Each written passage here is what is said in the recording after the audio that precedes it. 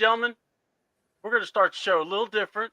So nothing to, but these gentlemen, you already see them on here, but just we're gonna be silent because we're gonna dedicate this one clip to somebody that is no longer with us. These four gentlemen opened their arms and embraced me like I was a brother. That's why today is special. Very, very happy occasion for me. As well as a sad one. It hurts me to announce that I'm leaving the group. I just want to say thanks, fellas, for everything. And thank you for this gold album, A&B. And I hope we have the same success on my new solo album, Flash. It's Lonely at the Top, which will be in your record stores in about 2 weeks. Oh, God bless all of you. Thank you.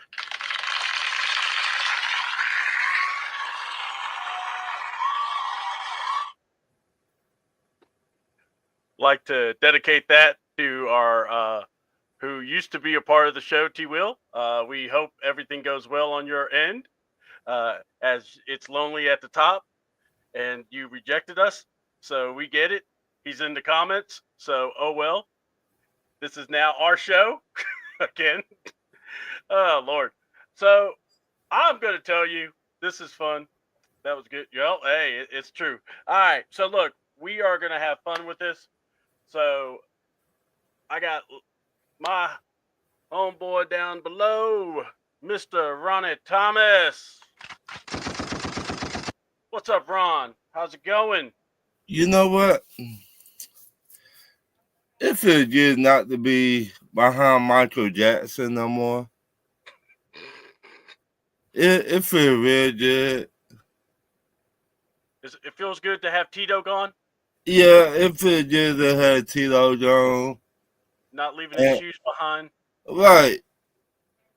And I'm tripping over them and everything. I mean, it feels so good. Oh yeah. Oh yeah, it does. It does. You know, hey, you know what? You do what you have to clear that path to greatness, Ron. What? You know. See, me, I will not leave my friends behind like other people did. But that's another story. Ain't that right, T-Will? That's for a show that's probably going to happen later on. So we'll talk about that later on. It's all good. You wouldn't trip. Well, you know, T-Mobile isn't. Hold on. T-Mobile isn't living off the wall. Quote MJ. If you just open your eyes, you will not trip. Well, you open up yours, so I'm finna open up mine. Uh-oh, he did the All right, ladies and gentlemen, let's introduce the one, the only, Mr. Laddie Daddy himself, Ladarius Brown, everybody.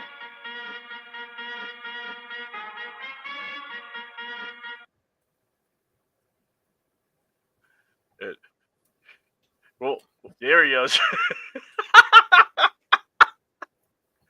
Oh my God. First of all, I should have never told you about that scene. I should have never. As soon as we play my head, I'm like, I could have been the guy, not to just. I'm like, oh my God. You know, I don't know if you remember, but someone asked about Deadpool characters or Marvel characters, and I told people I'm Deadpool. There you go. For Ron today. Oh Lord. Yeah, we're not showing the comments. Like we will show select comments. But yeah, go ahead, Ladarius. How are you doing, brother? It's good to have you here. I was gonna say, I don't know how to follow Ron. It's like, ladies and gentlemen, it's like you have James Brown on the stage, and then I gotta come out. He's out there, singing, doing "Living in America" and singing, and I gotta come out. I gotta follow that guy. All right. Boo, bring back James. Look, just be like Terry Fontenot or Raheem. Just smile real big, talk real fast, and just keep going. And they'll be like, I'm just taking notes. I'm just here taking notes. Well, we're gonna oh man, I'm hoping he takes the time to make some more music. I know he doesn't have a Grammy, in a while. So it's been a while. So I hope make maybe Nelly Furtado, Timberlake make I don't know who you can do a duet with maybe Kendrick. No, Kendrick wouldn't. No, that's not gonna happen. Well, hold on, because we all know Kendrick. If it goes bad, Kendrick's going after him. Yeah. In a way, I do want that to happen. You know what? Yeah, I do too, especially on the Super Bowl stage too. You can have Serena Crip rocking again. I'm down with that. No, I can see Ron. No, instead of Serena, it'd be Ron Crip walking. Talk about Terry. Think of Terry. I'll be throwing up dang signs and stuff. I see Terry. As long as Ron does it to the NWO Wolfpack music, we're good. Oh man. Ladarius' song should be "I Believe in Joe Henry," just like everyone believes in Joe Henry.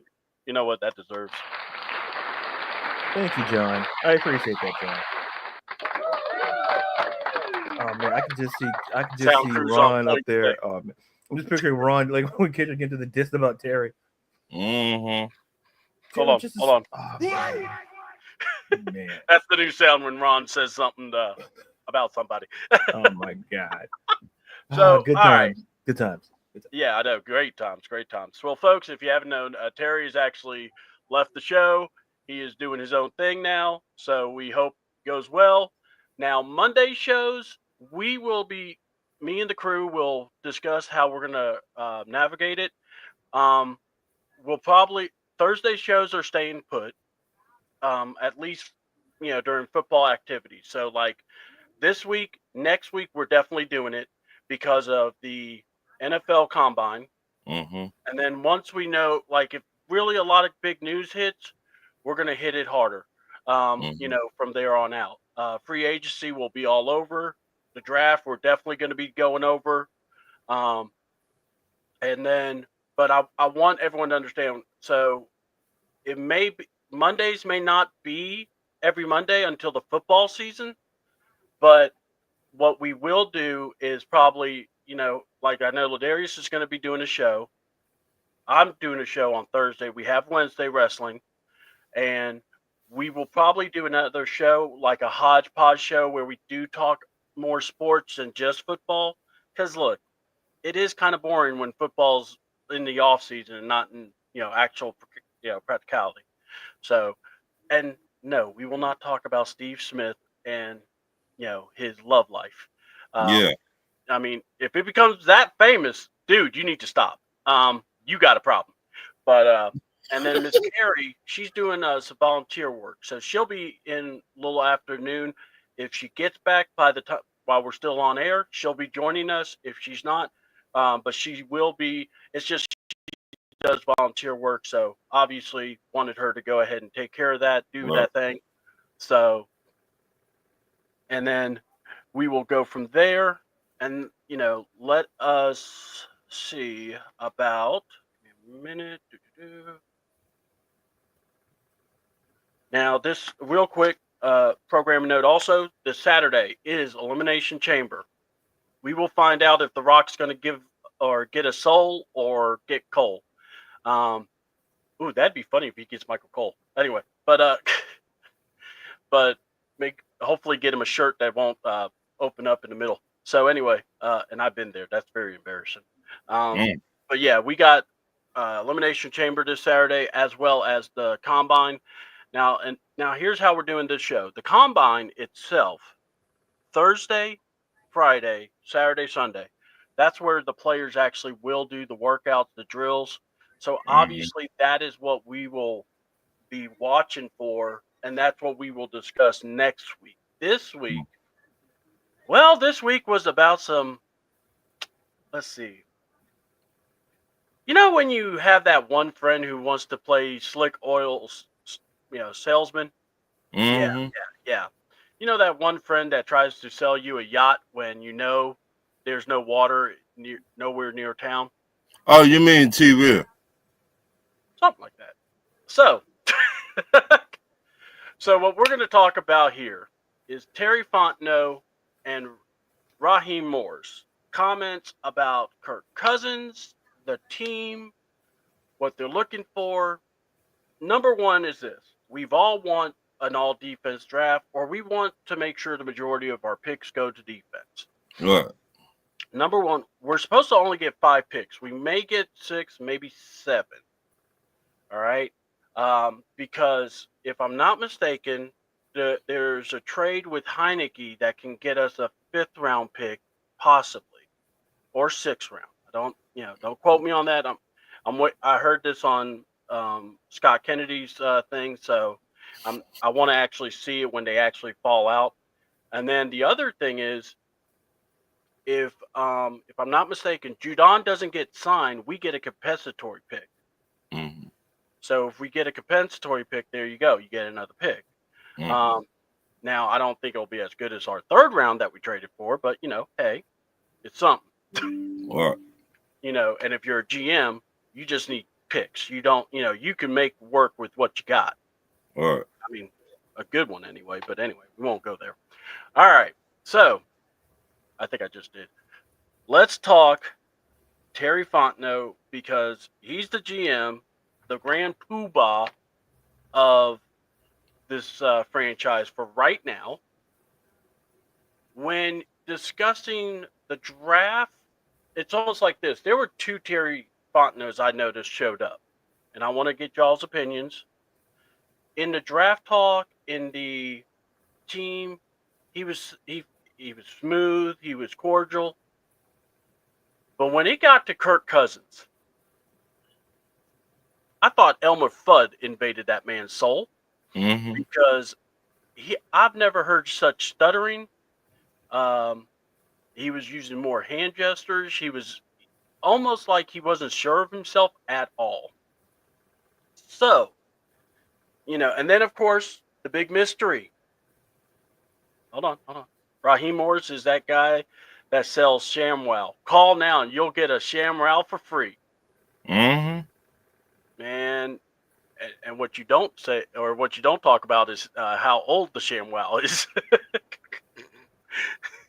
They're all stiff and everything. Anyway, so Mm-hmm. So with Terry Fontenot, this organization, he's the GM.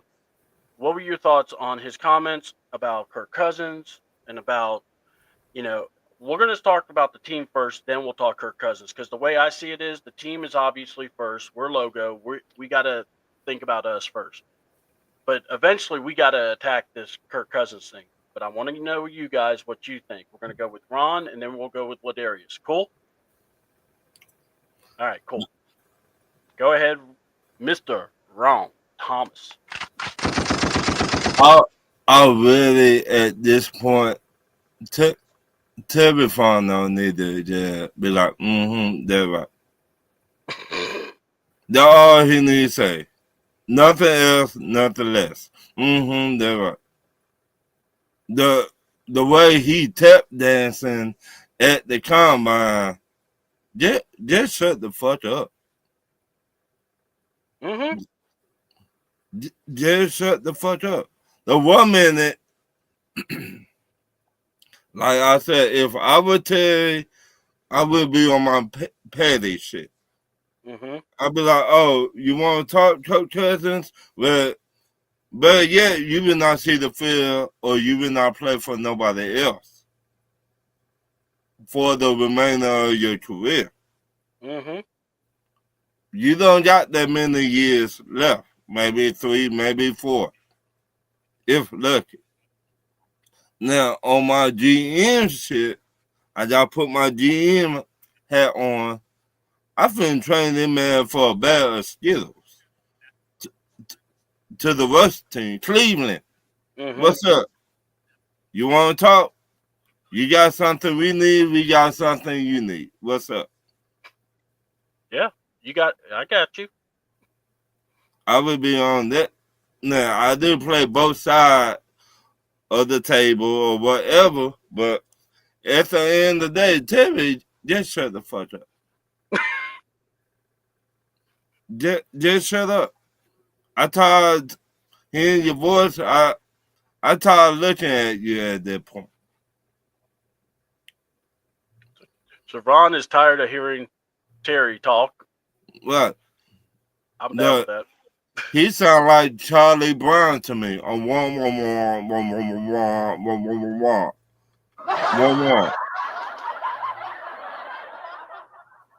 I believe the crowd is cheering you on that one. We all are a standing ovation for you there, Ron. That's awesome. I just tired listen to him. I mean, Oh, I hear you. I hear you. Well, all right. So let's introduce the one, the only, the legend, the man, the myth, Mr. Laddie Daddy.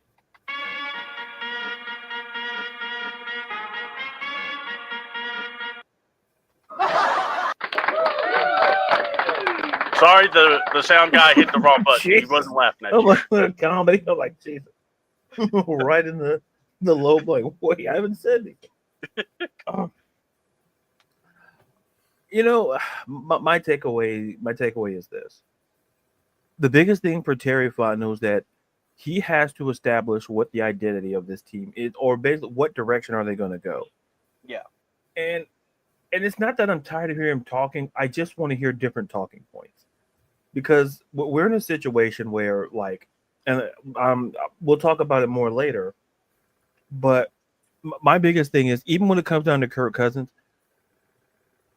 there's no feasible. I understand it's hard to talk about, but listen, you can't construct a way for him to be there. And teams are feeling like, well, we're just going to wait and see if they, we cut him. But if you keep him and has a negotiation chip, then you could do something. Because Terry Fontenot's right in a position where he either has to cut or trade Kirk Cousins. I don't think staying on the roster is not even an option at this point. So, excuse me. So my biggest thing with Terry is, I want him to understand is that you take this combine and you have to address the needs, obviously. And when it comes to Kirk Cousins, look, you start looking for a backup. And like I said, I don't want to put the cart before the horse, but it's just at this point, I don't, if he's not adding anything of substance to the conversation, then I don't want to hear anything else that Terry has to say. Mm-hmm.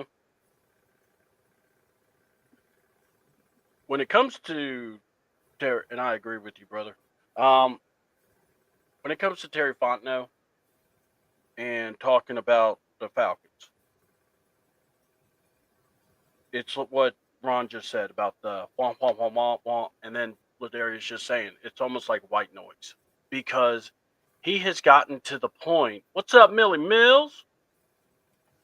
So yeah, Millie just said, "What's up?" All right. So yeah. So when you look at this and wonder, all I got to ask the question is this: does the Falcons optimal? Do they offer eye care? Like, check your eyes, make sure you can see, make sure you're able to, see a person properly. I have a question for Terry F. Baby, did the race car run good with all them hand movements? Boy, he was making so many hand. I mean, at one point, I thought he was a catcher. I thought he was giving signals. But, I mean, when it comes to Kirk Cousins, you already have a sucky pick in Kyle Pitts, and we always bring that up. And now you signed Kirk Cousins, and everybody said, if this doesn't go right, this looks bad on you. And it's even going to get worse, because we're going to talk about what Raheem's comments were, which with Terry, I can go, okay, he's the GM. I can probably say he didn't see Kirk. But I'm going to go here in my, viewpoint. Somebody knew something. I am getting damn tired of how everybody goes, oh, he was 6-3. He was playing great. He went to the training room that one time, and it was just a clerical error. No, it wasn't. Because if it was a clerical error, they would have to come out and actually make a statement that it was and remove him from it. So that never happened. So now you're telling me the Falcons didn't do protocol again. So you're already on the slippery slope of not being honest about the injury reports. Look at look at what happened with Bijan. Yes, that was Arthur Smith. But Mm-hmm. let's look at the kicker. No one's brought that up. Mm-hmm. No one's brought up Koo and how we were like, I think Koo's hurt. Oh no, he's not hurt. He's not even on the injury report. And then bam, the moment he gets deactivated, he's on the IL. That's not a natural progression, Mm-hmm. you know. So, and I mean, if you guys want to comment on it, please do. But yeah, go ahead. I always say this. I think Ray Charles could have seen Coach Cousins were hurt and Cool were hurt, but it go back to how much poor dude Raheem got here. Mm-hmm. You see what I'm saying? If you look at all around the league, we've seen some head coaches that don't got that much say so on these teams. Look at the Giants head coach. He don't got that much say so what go on with the team. Yeah, they ask him, but I don't think they really respect him like that. You see what I'm saying? Mm-hmm. So it goes to my point. Do Raheem really got the what you call it? Got the goods to do whatever he want to with the team. I don't even know anymore. I don't know. See what I mean? Yeah, I know. It's like, Do he really got? Is he really the man pulling the strings behind closed door? Like I want this person, I want that person, or is it Arthur Blank? We're not talking about that. Arthur Blank should say, you know what? Okay, take him out and put him in. And Raheem to be like, okay, you're my boss. I cannot say no because you're the man that paid me. So that's what I think. you know what, John, I love you, brother. Ladarius, I don't know if you see this, but yeah, he like C-Dub Coonies to is Ray Finkel. That's his name from now on. We need to call Koo Ray Finkel. Look, I don't even think Koo will be on this team. I think I think they're gonna release him. And I mean, I'm just saying. That's my thought. I mean, my pre-thought before all this stuff comes together. What? I think they're gonna try to get a kicker. I think they'll, because I'm gonna go here. Patterson didn't do the job either. So their vetting process of getting a kicker sucked too. Mm-hmm.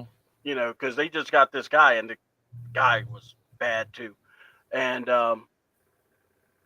noticing a theme here.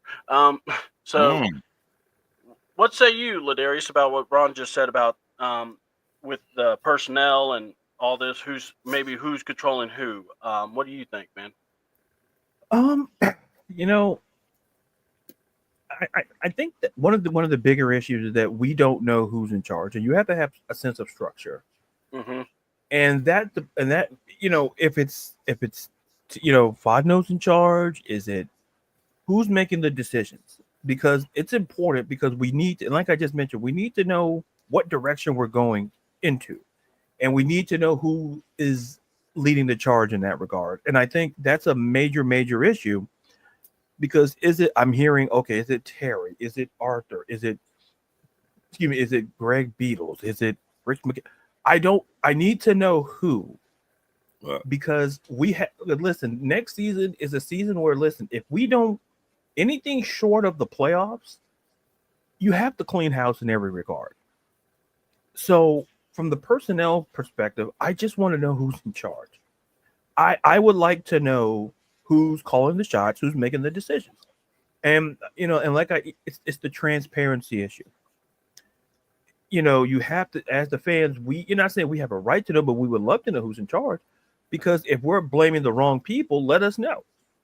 But we're just pointing fingers at who we see at the podium, and the only people we've seen at the podium is Terry Fontenot and Raheem Morris. So we're assuming they're the duo task from personnel, from the roster and everything else. So a more clarity to me would be ideal. Like I say, the concept of transparency would absolutely be ideal in the situation. Exactly. Look, when it comes to Terry Fontenot, and they're talking now about the defense, they're wanting to give good, juju to the defense and to Georgia. I need to see it. Don't tell me about,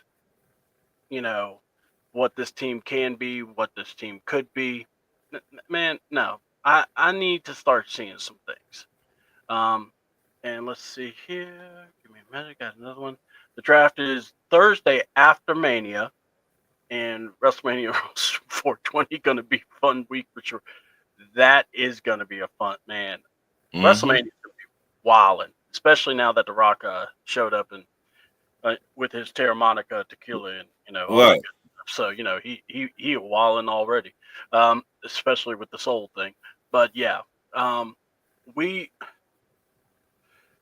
it's hard to even take anything seriously from Terry Fontenot. It really is. When he's talking, I just want to go stop, because I truly want to just say, speak what you know. And, everything else, don't even talk about. Right. The leadership question, man, we've been wondering that for so long. And I'm going to go here. I don't think anybody knows who's the leader. I think Arthur Blanks comes in. He don't like what he sees. He just moves the furniture, and then when he leaves, the furniture gets moved back, and there you go. Right. I truly, and I know we had a lot of loyal people saying, "Oh, Rich McKay is nowhere near the bit." That's fine. I still think Rich McKay is an arc. Me too. I don't trust him. I would, like I said, if it's me, I'm throwing everybody out with the bathwater, and I'm looking at Arthur Blank going, "Just pay me and let me do my job." Right. Because apparently you didn't know what you were doing either. And hey, I fed up with Arthur Blank. I fed up with Raheem. I fed up with Rich McKay. I keep on saying every year, why Rich McKay keep on being here? What do he got some dirty videos on Arthur Blank? I mean, I would walk into the building, and I would look and I would look at Arthur Blank, and I'm like, all right, I just need to see payroll. Why? Because whoever's on it needs to be fired. Oh, Rich McKay's on it? Fired. Fire. I'm serious. That's what you do. How long Rich McKay been here? And how long? About 20 years or 10 years? Too long. Bill Belichick should have started a bar rescue like show where he goes to different football organizations. Yeah. First episode could be Atlanta. Oh man, that would be hilarious. Yeah. I would love that. Oh, that deserves a cheer.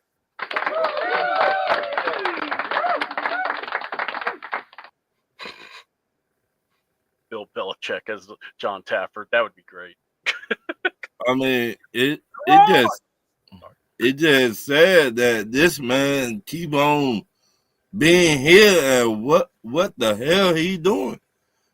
Rich McKay, what are you doing? Here's the thing. People are like, well, he got the stadium. And I'm going, all right, you know what? What's success? Or is it just a best friend deal? Like, hey, you my homie. You got me. You got a job, Ron. You got a job, Ladarius. You my homies. And then I go, why is my organization sucking, Ron? Ladarius? And y'all just look at me and go, we don't know. Or you put a TV Well, it's lonely at the top. I'm by myself. So, so, Spoke with the name. so I got to go. Oh, what's up, T-Will? Say his name and he won't appear. Oh man. So, Is it I true mean, y'all got a Chick-fil-A in a stadium that's not even open on Sunday? All right, look, yes, it is. But that stadium is open more days than not, okay? But yeah, it is kind of awkward to have a Chick-fil-A in the Mercedes-Benz. But honestly, I mean, hey, Jesus chicken is still Jesus chicken. Just saying. so, I used to work at Chick-fil-A, man. I know. I used right. to deal with those buttery pickles. But anyway, man, that's weird. Anyway, let's move on. Now, the politician of the year, the man that loves human beings. Yes, the man that has ashy ankles. Ron's favorite pants model, Raheem Morris, Coach Ha Ha Kiki. Let's talk about this man because he made so many comments.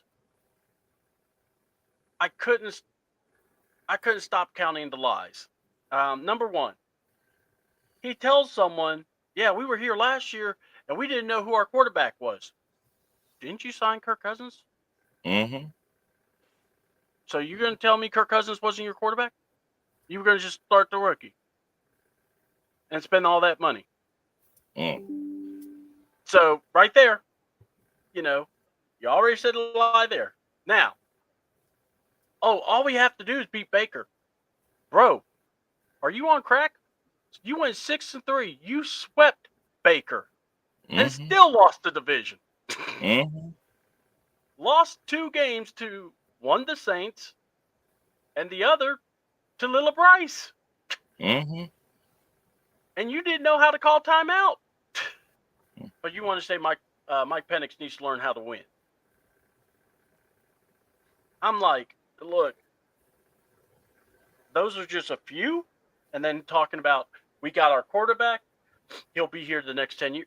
All I got to say is this, folks. We are about to see Michael Penix play the first full year of his career here. I'm expecting an up and down year. I'm not expecting him to dominate. I know people are excited, but I'm going to pump the brakes and go, we need to look at it as this is his rookie year, full rookie year. He didn't even throw to any of the guys while Kurt was here. So what was y'all's thoughts? Raheem talking about the team and, how they're going to develop defense. I guess now they're going to develop them. All this time they didn't know how to do it, but they're going to do it now. What are y'all's thoughts on the defense or about this philosophy? And then we'll go from there. We're going to start with Ron, then Ladarius, and then we'll come back around to me. Go ahead, Ron. I don't trust Raheem. I think Raheem talking outside of his ass. And we'll discuss the Kirk Cousins stuff after this. So we're talking just the team stuff. Yeah, I'm talking about the team stuff. And cool. It started with him. He been a car salesman. He would tell everybody what they want to hear right now. Right now, then during the season, oh, my bad. I was supposed to turn the timeouts in. Oh, my bad. I can't take him home. Hold on. Oh, my bad. We were supposed to win the Washington game to get into the playoffs. Oh, my bad. Which way go, George? Which way go? Raheem. I don't trust him. Look at that beautiful collection of timeouts. I mean, he tells so many lies it's not even funny. And I always say actions speak louder than words. Now you got to show me now. Stop talking and just show the fans you really want to win. You really want to be here, just not to get a paycheck. We know you love your money. Mm-hmm. But actions speak louder than words now, Raheem. God, John. One's a low piece number. Hey, Path to Greatness, baby. That's going to be the new album. All right. Go ahead, Ladarius. I'm sorry.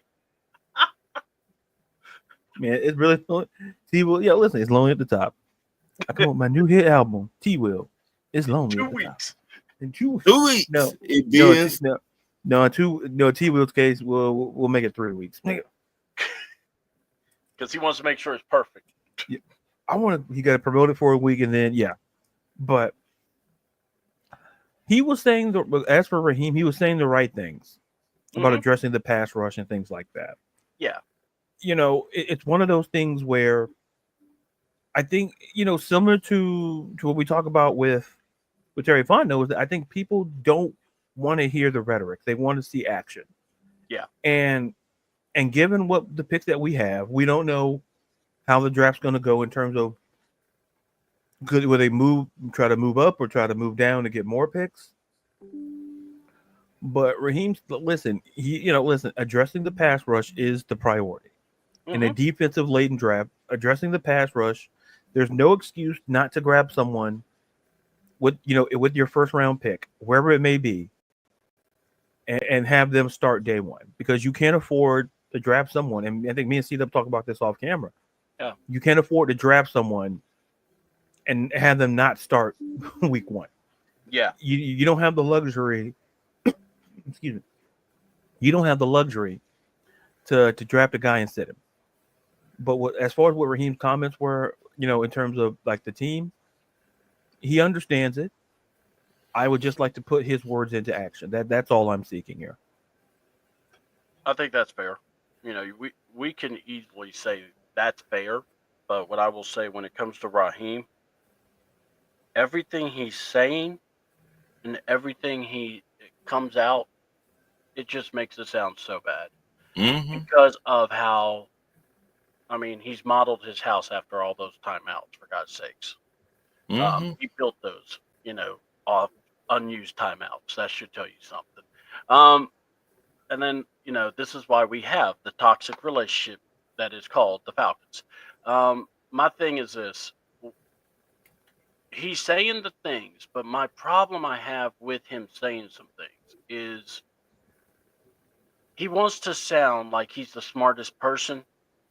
And sometimes you got to look at somebody and go, just shut up. Because no matter how fast you talk and how big that smile is, I'll get to you, Ron. I promise. However big those things are, you're still the reason we lost. The timeouts, the not coming up clutch when we needed to be clutch. Not, you saying about, oh, they should have moved fast. You had the timeouts. It wasn't like they didn't have. And, Penix was poised, yes. You did not help him out. Right. And do I believe, I want to go back to this comment real quick. Give me a minute, guys. I'm going to go back to 2 comments, actually. And then I'm going to go to Ron, I promise. I'm not expecting him to dominate either, but I think he's going to win more than just he's a competent quarterback. No, and I agree. But the thing is, we have to kind of have our expectations lowered some, because the league's going to see what he did, and they're going to try to adapt to it. Right. And we're going to see how we adapt. And Right. that's all I'm trying to say. Right. And Bijan's going to have another big year, and, we still need to talk about the tackle, the right tackle. Are we going to try to, my thing is this. It's going to be a question for later in the show, but the thing is, I would not just say, oh, I'm not talking to any offensive line people, or Right. I'm not talking to anybody on the offense side. No, Right. I am. I want to see, because, if we trade down and we catch an extra pick, or maybe the line that we want is not there, so we have to make some decisions. What?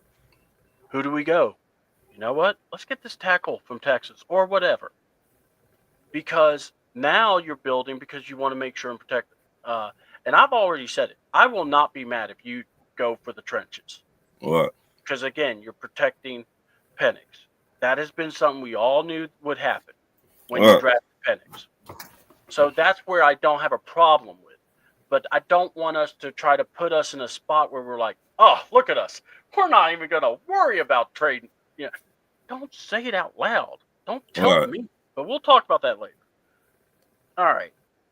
The clip that was going around was Raheem talking about how he loved the human of Kirk Cousins. I love the human of Kirk. Why isn't Matthew Bergeron, your right tackle, was only a tackle because accused, but played guard for some reason. Okay, so that was because of the time we had him. He was coming in playing guard, right? What? And then, honestly, that also is something I know I've talked about with the guys, is that we could move Bergeron and see if Caleb could play guard. What? I've always thrown that out. So, Devin, I'm not against that. And also, I wanted to go to your point, and Ron, I didn't forget you, I promised. So what happened to Kurt last year? He was good for. Kurt got hurt, folks. First 9 games, 6-3. And then we crapped the bed, and then y'all want to cut him. No, it wasn't that we want to cut him. Homeboy came on TV the week of the Super Bowl and was like, when they said, oh, when you went down that really rough path. Oh, yeah, because I was hurt. My arm and shoulder wasn't all right, and I played through it, and, but I'm fine. I'm 100%. I can play. And it's like, that's why we want Kurt gone. Right. And that's why Kurt's got to go. I think you don't say stuff like that, and he's your backup. I don't see that. Right. Let me see. I want to make sure I got all the comments before I throw it to Ron. I live an hour from Oh, they're in my college. All right, Devin. Cool. So, and then Caleb wasn't that bad this year, I believe. He's a damn lumberjack. He's light now. He's actually looks like he's moving trees. Dude, I think Caleb can actually be a good player for us. Right. And I would give him a chance to keep playing. But I would still like it's like this. I wouldn't be mad if I saw a tackle get drafted. Because worst case scenario, if Caleb can hold up, but Jason Matthews has to retire or whatever, then you have someone for left tackle. That's all. Right. It could be, potato. All right. So go ahead, Ron. Because you raised your hand during one of my.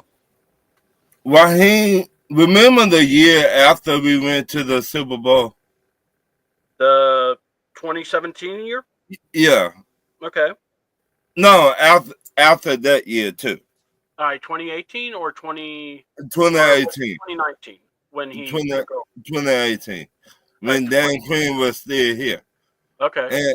And Dan Quinn was talk about embrace the sun and all that stuff.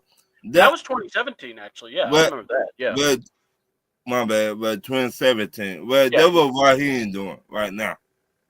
He trying to come up like how Big Low Country would say, look what I can do. Yeah. That Raheem right now. He wants to do the look, guys, look how smart I am. Right, look how smart I am. Well, Raheem, you do know our fans smart too, right? You do know Ray Charles to see how stupid you is right now, right? Stevie Wonder to see how stupid you is, right? Raheem. I mean, I just saying the more time he talk, the more he tell on himself how stupid he really is. Oh yeah. Like he believe his own hype. Yeah. Well, you kind of have to as a coach, though. I mean, especially if you're, I'm not gonna it's like this. I get why he does, but yeah, I see what you're saying. Right. Somebody just need to tell about him, you know what? You need to hire somebody to just talk for you. You don't say nothing. Hey, Lindsay. Right. You need to hire somebody, be right next to you, and when somebody asks you a question, you do like this.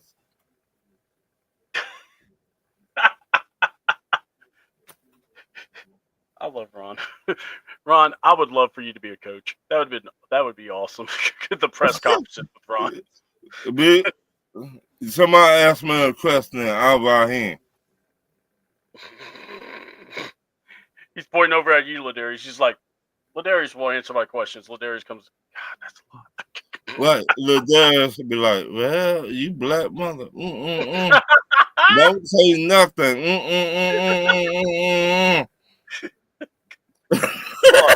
Ladarius as the PC guy. You got me as Michael Key. Right. Right. Be like, I finally to talk. Oh, no, you didn't. Right. But that's how I feel about him. Somebody that need to hire somebody to talk for him. All right. The, All right, Ladarius, I'm gonna bring it to you first. Normally I let you be last, but I'm gonna throw it to you since we're kind of talking about it. So the comments he made about Michael Penix saying, well, he kind of needs to improve on winning, but yeah, go ahead, Ron. He needs to improve on winning, and but we need to build around him, which is duh. We all know you kind of have to build around your quarterback. I mean, you just got this kid, so it'd be kind of silly not to try to build around him. But the question is, he's talking about building around Michael, trying to elevate and everything. But when he gets to Kurt, first of all, the reason I'm bringing this up, Kirk Cousins, this man was loving Kirk Cousins last year, talking about the elite processor, talking about he's going to be able to get them in the right plays, he's going to meld well with the offense coordinator. Now he's saying, I love the human being. I love the human being. The human being I've been around, I've interacted with this man. I know him so well, in and out of Falcon practice. I just have this question, Ladarius. If you love the human being, did you not notice that he couldn't throw an out pass after 5 yards? I mean, talk to me, Raheem. Look, I need to know if your eyes are working, or did you just do the following? Just cover your eyes during the walkthroughs. Go, you know what? Kurt looks great. I'll tell you, I'm really impressed with Kurt. So, but Raheem's comments on Michael, and then of course on Penix. But what do you think, bro? It's funny how a season changes perception. Yeah.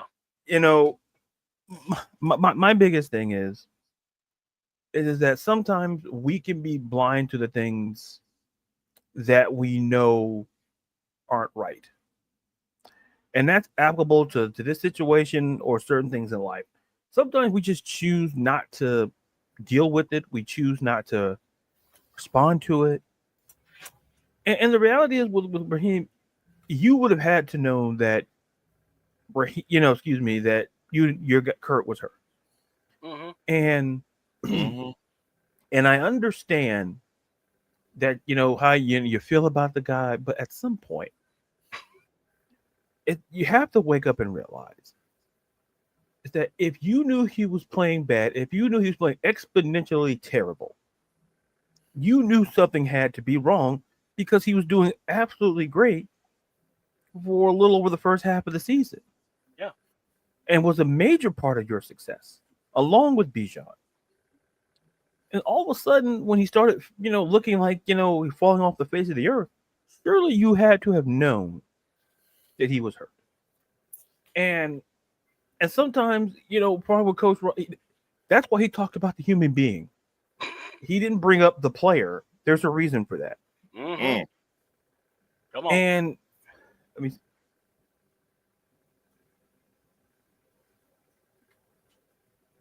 well, let me respond to Devin here. Yeah, go for it, bro. All things considered, I think Zach Robinson had to work with what he had.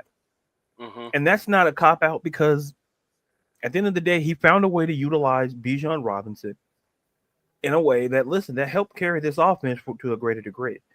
I don't think Zach Robinson was, like, early on, maybe was the problem. But Zach Robinson, yeah. Zach Robinson is the guy y'all need to fix the true. Like Zach Robinson, that's the one thing to walk away like, okay, we know Zach's our guy at offense.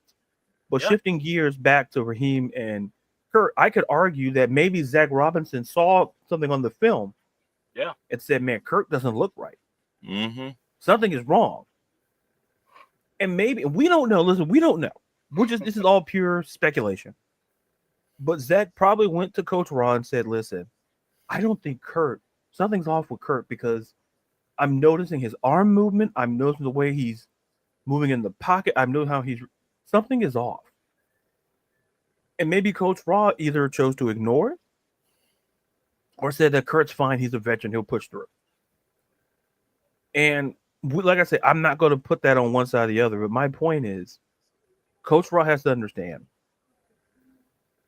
if you knew Kirk Cousins was hurt and you could have put him, and listen, I argue this. Why didn't you, if you were, I guess my problem is that I understand why you didn't put Penix in. You didn't want to bench Kurt, his return to Minnesota. I understand that.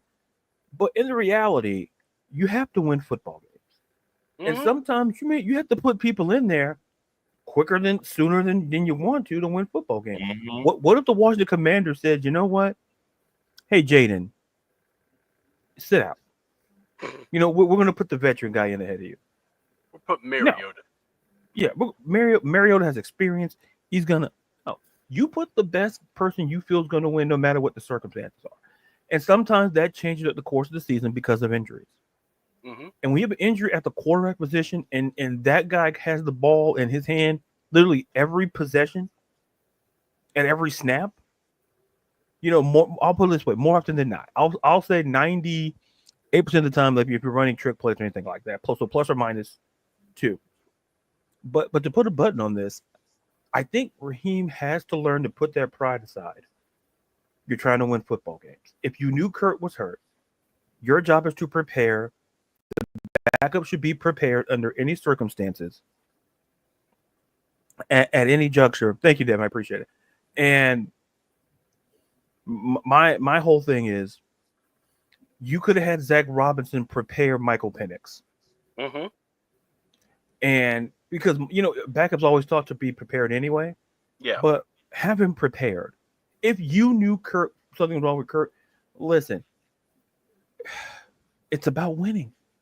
Yeah. And Kurt's a good guy, but if you're seeing, listen, since baseball, I'm going to use a baseball concept here. I'm going to go back to when, I don't know if you guys remember when the Red Sox played the Yankees. I think it was the ALDS or ALCS. I can't remember when. Mm-hmm. But Pedro Martinez was on the mound. Mm-hmm. And he was getting absolutely roasted on the mound. So at the time, the manager, Grady Little, comes out, had the opportunity to pull out Pedro Martinez, because I think even the announcer said that maybe Pedro's arm is done, because I think he was over 100 pitches at that point. I'm not exactly sure. Mm-hmm. But it reminds me of that situation. Grady Little left him in the game. The Red Sox didn't win that game. Yeah. And I just say it to say this. Sometimes you got to listen. If you see something is wrong, and as great as Pedro was pitching up to that point, and as great as Kurt was at that juncture of the season, if you see something is wrong, and if pulling them best helps the situation, you have to do it. That's why you go get, I call it the no effect. You need 2 of everything. You got Michael Penix.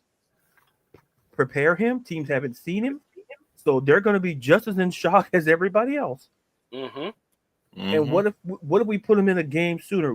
That one game could have got us into the playoffs. I'm not saying it would have, but that's my takeaway is that I think Raheem's pride got in the way a bit, and should have had Zach Robinson, who I think did a fantastic job of the offense, given the pieces. And I think you didn't give Zach Robinson the chance to prepare Michael Penix, which is not fair to Zach Robinson, nor is it to anybody else. Go ahead, Ron. But I want to bring this up. So it was said that the Falcons were doing walkthroughs during the time that Kurt was hurt, or sort of said. So basically, they didn't practice, and then not just that, but Michael Penix didn't get any reps with anybody Right. from the first for the first strings. So that is what Ladarius is talking about when you're Right. saying, "Hey, Zach, make sure." Um, Right. and but that order comes from Raheem. Right. So Correct. if Raheem's doing walkthroughs and is all saying, "Okay, just take it easy with the guys," and still covering his eyes when it comes to Kurt, that's what I'm saying is the problem, and that's our Mhm. head coach. Now, Ron, Right. Yeah. now that you're back, we're going to let you finish this segment off with your comments about what he was saying about Penix, and then what he was saying about Kirk Cousins. What was your thoughts going through your head? And look, if you want to say he was lying, you can say that. I'm just saying, you I tell us. This is your. That's why we have you Ladarius right. here. Mm-hmm. I think Raheem was too stubborn to pull Coach Cousins. Yeah. He ain't gonna look stupid in front of the whole world. Let me say that. He went like, yeah, this is my guy, but I know he a fucker. You did that so perfectly, by the way. He my guy, but I know he a dumbass. It's almost like you practiced that one. Shout out to TV. Bang bang. Do I need to play that clip again? But Ladarius is right about it. I mean, you trying to win games. You Raheem. If I got to pull Coach Cousins and put in Michael Penix, okay, come on, Coach. We the big boys off the field. I'm trying to win games. I'm trying to keep my job as a head coach. That a part of your job. Normally a player injured and normally that player not injured. Mm-hmm. Go on, bro. It called studying. We all did it. We all used to study in high school, in middle school, kindergarten for crying out loud. If you did not study for that test on Friday, what will happen? You will fail the test. Raheem, you fail. You got F. You trying to use study tapes and this and that every week. Did you see how Coach Cousins look like he 15-year-old again? Can I throw the ball over F out there? Did you see it? Or are you blind now? Or you Ray Charles? Or Stevie Wonder? Which one? That's great, man. You're doing great. Oh, what? They were over there? Good job. Yeah, Coach Cousins, you looking good. I'll see you tomorrow. Kurt, I love how your tan looks. Is you sitting me? And we ain't make it to the playoff because they bum?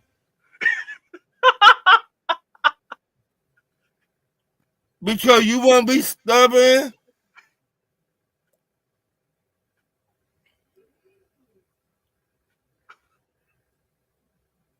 I would have loved to make it to the playoffs.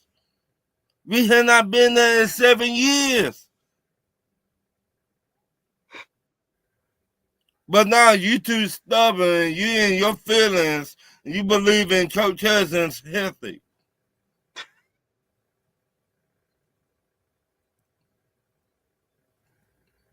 Oh, my God. Lord, that must. Ron, do you just need a hug, or you just want to smack somebody? What's up, man? I just want to smack 2 people. Well, really 3, but the other one, Yeah. Mm. Look, it's lonely at the top, man. What can I tell you? But it like sometimes you be want to answer yourself, what the fuck you thinking? What you thinking? I mean, that's just my opinion. All right. You know what? You just gave me a great segue. Ladarius, because I hope you're ready too. All right. So it was kind of weird, but during this whole time, as we're trying not to throw rocks at our TV or footballs or whatever, or remotes, or lose our minds because we're hearing Raheem talking nonsense. And by the way, I kind of basically Heem came off a little too confident, like his job is secure no matter what happens. Yeah. Probably played a part in it. And what's getting us, we don't know how much pressure was actually on the staff to win.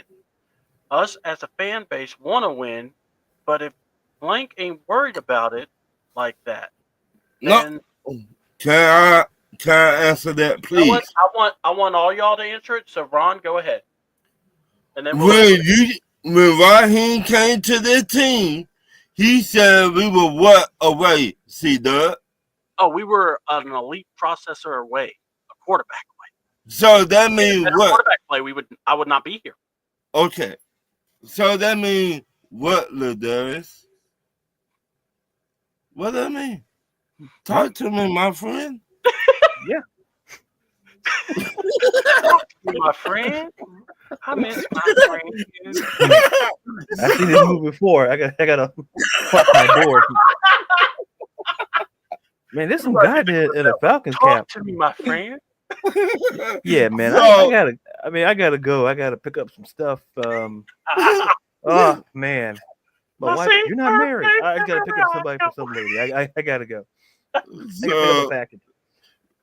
So that means he said we was a quarterback away. Yes, he did. Sound like he was thinking about winning. He did say run the South too, Ron. Right, run the South, outrun the South. Mm-hmm. But that means you got to win. 6-3. Or is it just me? I mean, I don't know, man.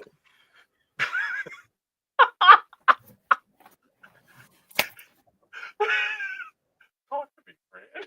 I'm sorry, I'm still popping on that one. Ron's got me busted out here. All right, Ladarius, you got to follow it up. I really got to. All right. Oh my God! In a Lifetime original movie, a long-lived Falcons fan is concerned for him, and a friend he called upon looks out his window and sees him staring. He's got his stereo. He's got his boombox playing the Falcons game. Hello. Starring Ron Thomas, Ladarius Brown, and Tay Diggs as Coach Raheem Morris in Do the right thing. Do the Right Thing too. Lock them doors. Executive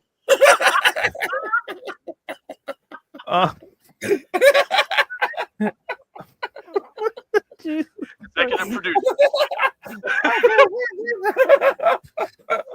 we felt the show. We thought the movie was great. I mean, they have Tay Diggs on here. Let me tell you something. If the sneakers fit, no, the sneakers. Don't worry, I have to play me. Oh, I can't make this up, man. Man. Oh my We'll get to God! play C double. Let's see. It was a good. We get the guy. No, Ron Perlman. Yeah. We'll talk to Ron Perlman. We'll see what he's doing. We'll see what Ron. Hey, Ron, I got a favor. Listen, you see C double. Listen, him or Jack Black? Who else? Jack Black. You know what? Yeah, Jack Black. Yeah. Jack Black said, "Screw it. I got money. I made movies with The Rock. I'm good. You just chose the wrong. Yeah, King, where's the cheese?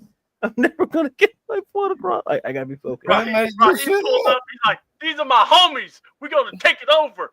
And then after this year, get out of here. You ain't my homie no more. He'd be like, My name's Jeff. Man, he's pulling a Raphael Sadiq. That's what he's doing. I'm not gonna, that's what he's doing. Wrong, got it immediately.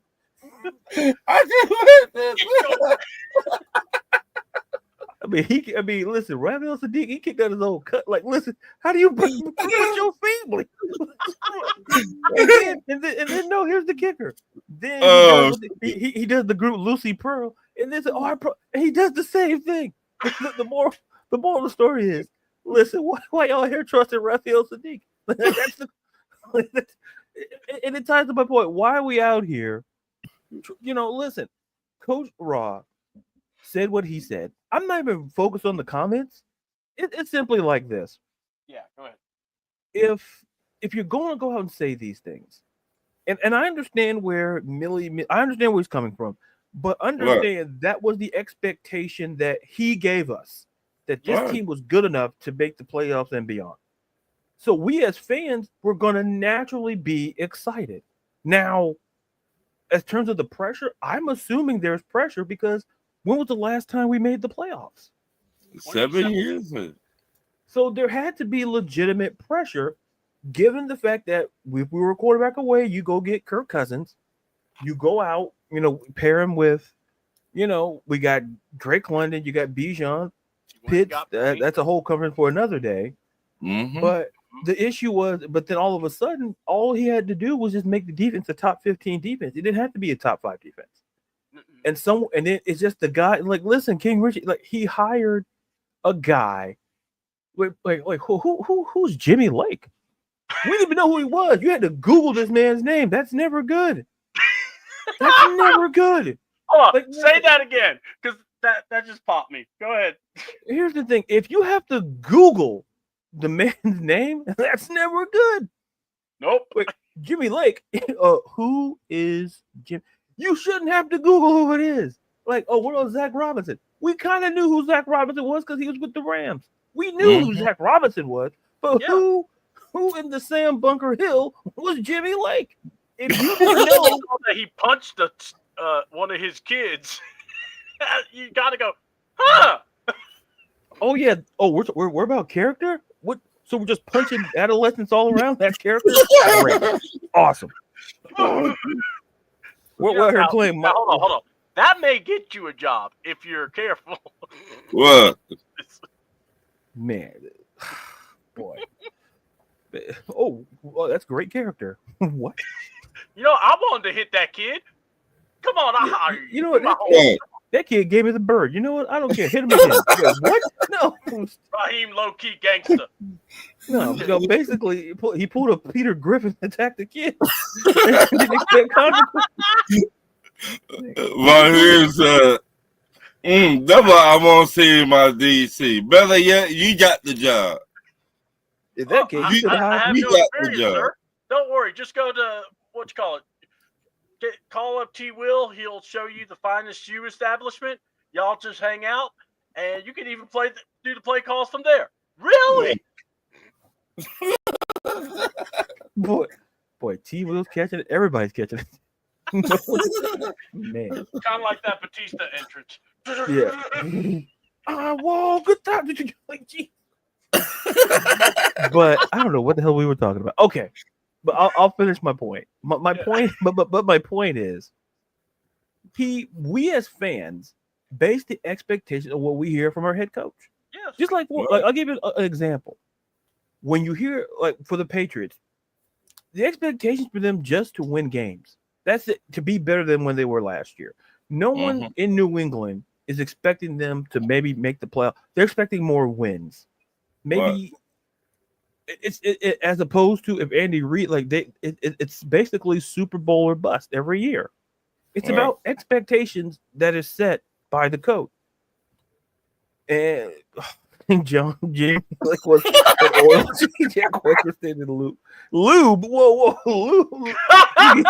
Oh, I know what he's talking about. That's the name of the company. No, So, no, I know it's not that, like but he could he's have out. he could have left the company name out. He knew oil changes. You say lube, maybe people's minds not going to talk about oil changes. That's the problem. I used to hold on. What's funny is I used to work in an old tire and lube place and we would do oil changes, but they never wanted me to call it oil changes. I said, just tell them lube.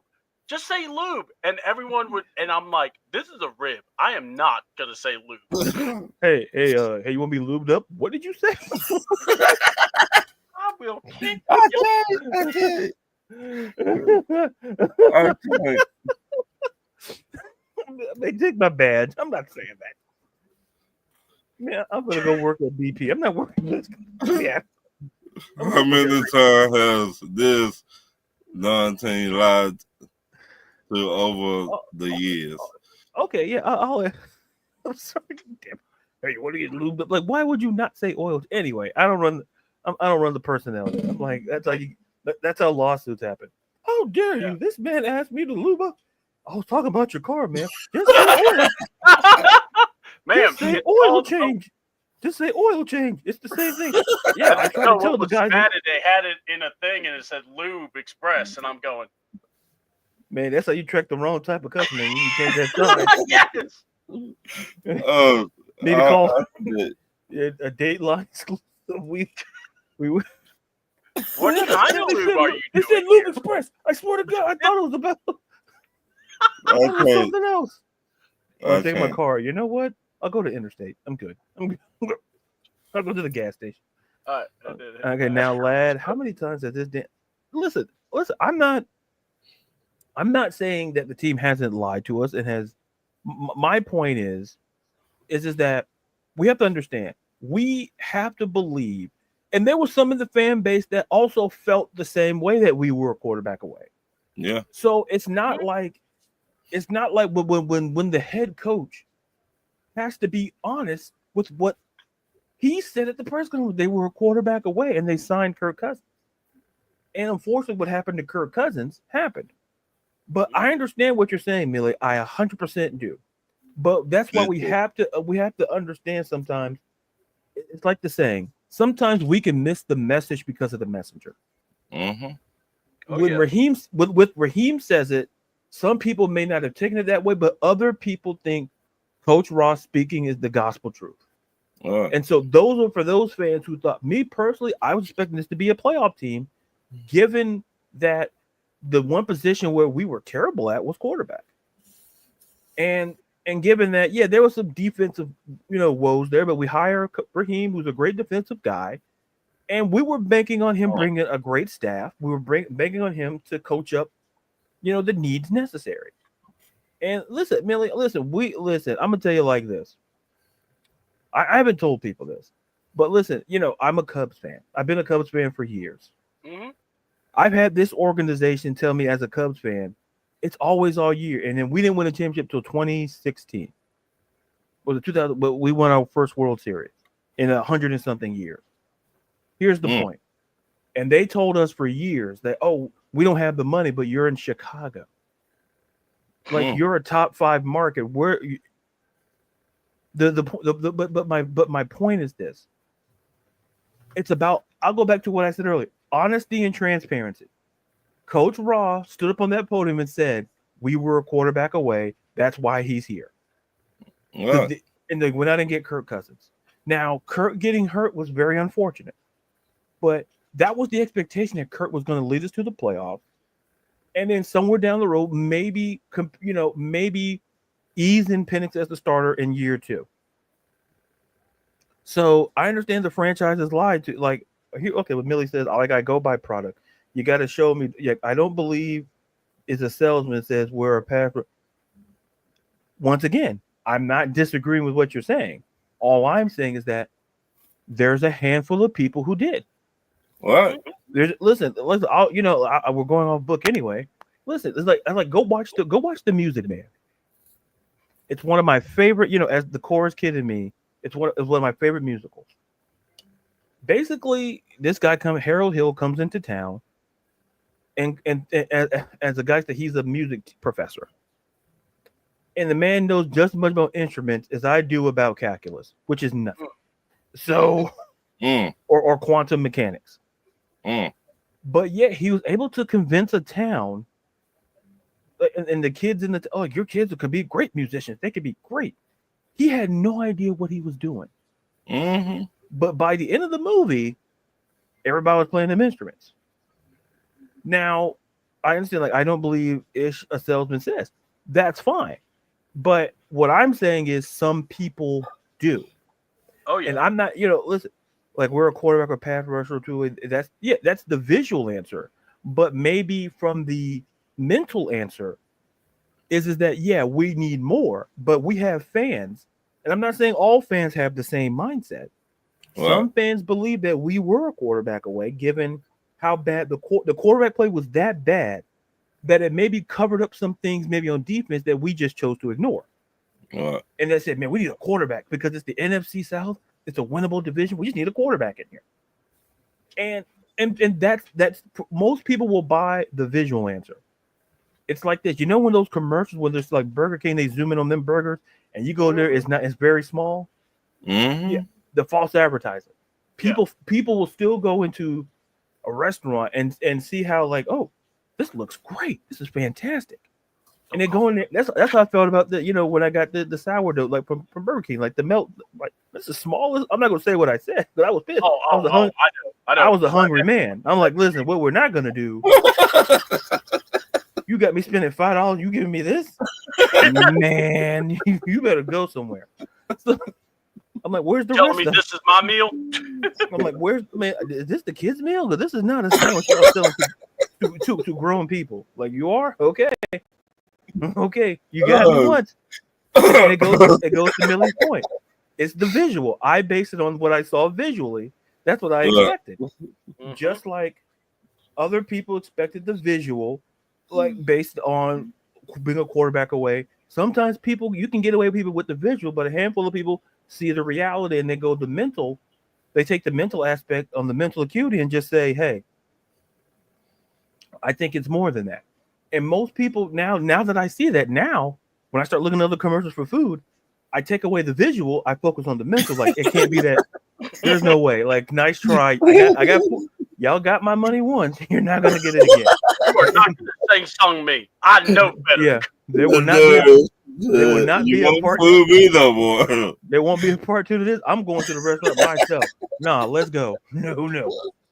I'm gonna go in the back and go. Let me make that. That it's not big enough. You know, screw it. That's not enough. Where's the man? That's not enough ground beef. Man, that's about a pound full. I don't care. I'm in charge now. You gonna give me some gloves? I'm making this sandwich. Give me a hairnet to cover up my fro. We'll get this done. Sir, you can't do that. Well, we're learning new things, aren't we? Look, if I could do your job, go do mine. Go sit there and watch. Right. Just sit there. What I do. What do you do? Don't worry about what I do. Just sit what I do. I left a note card. Then be like, hey, by the way, give me your paycheck too. Right. You know what? Give me my paycheck too. Yeah, give me half of that. I made this bread. You didn't. Right, Ted? Get out of here. And then let's see. John had a comment saying Jimmy Lake was the guy that rotates tires at the local car dealership. He's the guy that runs and gets lunches for all the other people at the dealership. Hey, what kind of sandwich y'all want? Hey, you want ham? You want ham? Turkey? John, I know that guy because I remember that guy so well. He would always rotate tires. We'd go, did you do it? Or did you give me the tire? No. You I just put it on some sandwich? No, you're supposed to give it to me. I'm supposed to put the weight on it. Boy. Jesus oh my God, I used to hate but that's my point. Before I get a call from Burger King, I'm gonna leave it there.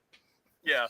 All right. Well, we're going to talk about something, but I wanted to address Millie's comment because, y'all took it to the level, and I was just like, man, I got to say this. When it comes to the expectation, okay? And here's just a simple little thing. I give no expectation until I hear the coach. What does the coach think? So when Raheem came out here in his tight pants going, we're going to, we're just a quarterback away. In his Will Smith suit, him and, Terry Fontenot trying to pose for GQ all of a sudden. blacker than Tight black. pants. I was waiting for them to come out and singing that song. We're black, y'all. We're black, y'all. We're blacker than black. We're black, I've been like, nah, we're stopping this right now. No. Yeah, and then everyone goes, hold on. As they're singing that, someone just shows a picture of their wives to them. Really? Or dare show your girlfriend. This is not about me. Now, Yeah. There. Oh shit! Naya alone. We saw her in the back. Hey, mind y'all business. If it ain't, listen, as the saying goes, if it ain't right, skin tight. Skin tight. Exactly. That's in Raheem's office. You see that? If it ain't right, skin tight. What the hell does that mean? Listen, if your pants are loose, that's not good. It's not good. It's got to be tight. You got to keep it tight. Anything loose, listen, this they told me at Quaker State. If other bounce a quarter off of your pants, dude. Yeah, no, if you can bounce a $50 off, like put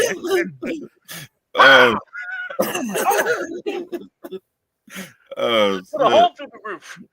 Raheem is dressed like Jay from Men in Black. He erased people's memories so they forgot things. Raheem, you know what's funny? They were talking about it when what was it on the radio station I was listening to? They were like, "So did he forget about everything this season?" Because he was like, because he's like, did they forget what happened after the 6-3 start? He just took, Men in Black. They just zapped his brain. He doesn't remember anything after that. Because he's just like, we were really good. 6-3 start. We had a really good team, and don't know what happened after. Maybe he should have won some games, dude. You couldn't call timeouts. I have a graphic of you collecting timeouts. Don't remember that? Separate Farm does. We have many shows talking about your idioticies. These Pepperidge Farm cookies are good. Oh crap! What he said was right.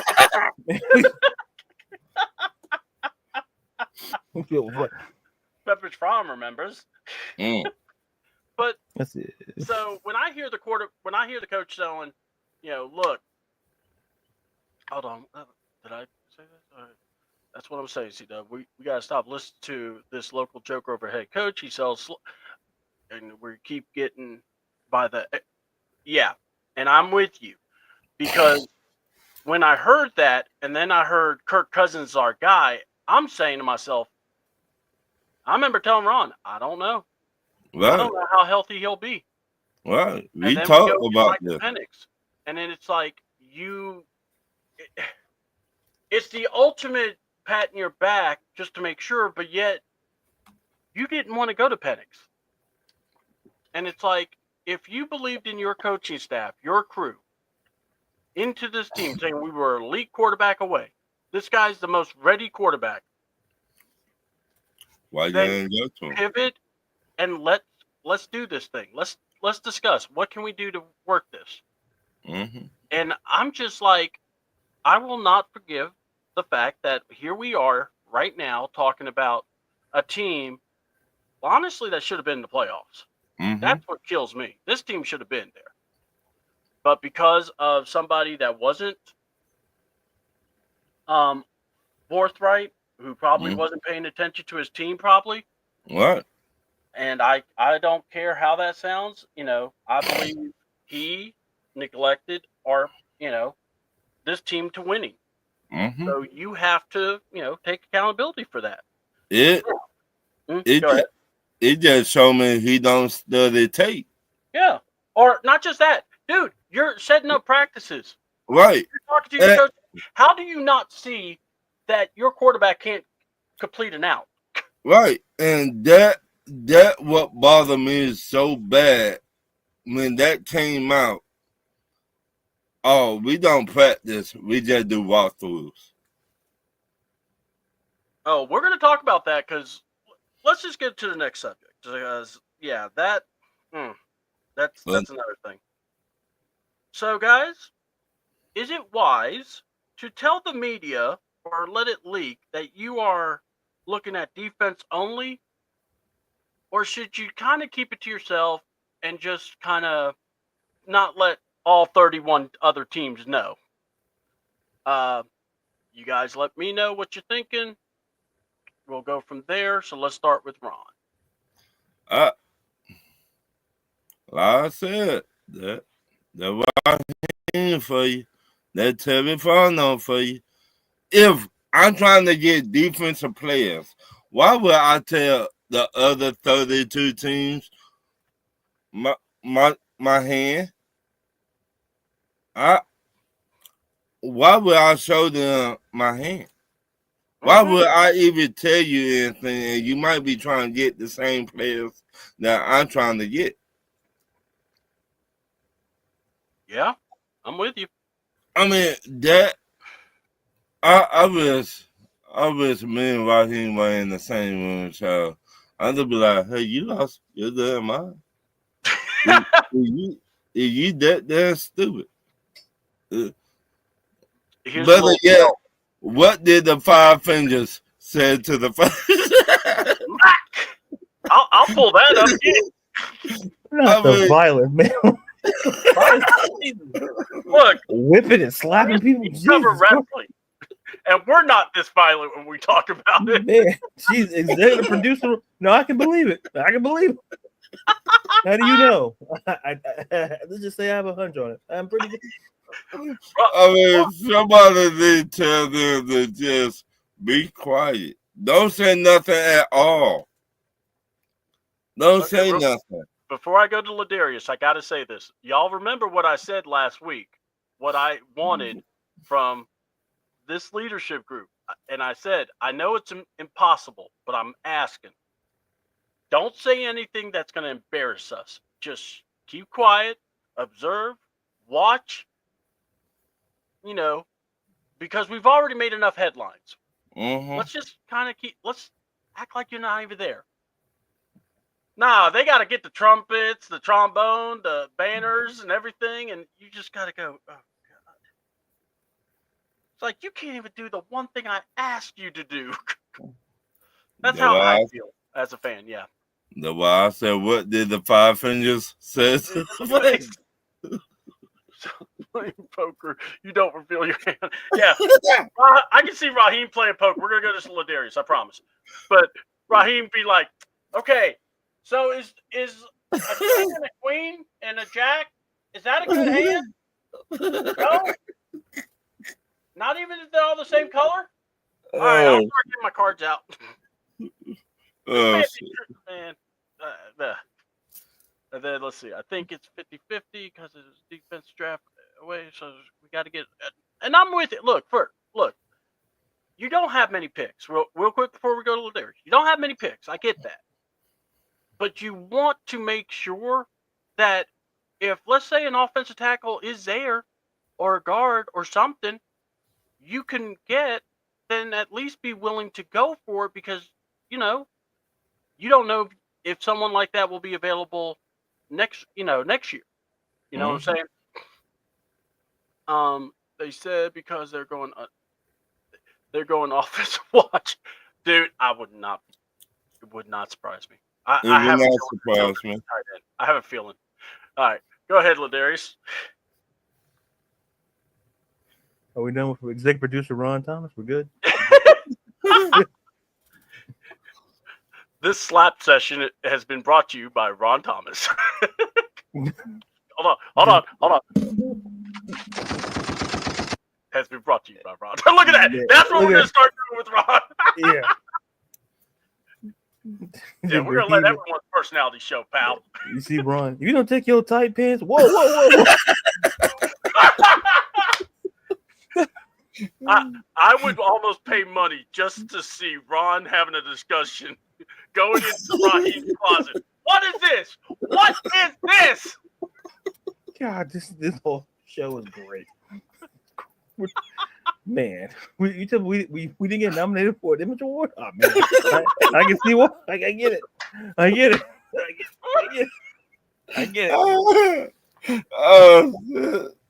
Oh boy! Back up! I'm gonna start doing man! Shout out to Tip. Yo, fellas, how you doing, Tip? Tip Major, good dude. Tip. Great writer, good dude. I don't know where to go. I'm sorry, Tip, if you caught this portion of the show. I mean, we were doing great for like. Oh man! Anyway, I don't know what the. Oh, I remember what the question was. You know, but in the draft, golly, man. Anyway, I think in a very defensive draft, Mm-hmm. I kind of lean toward what John. I would love to see Ron introduce me to the five. Congrats.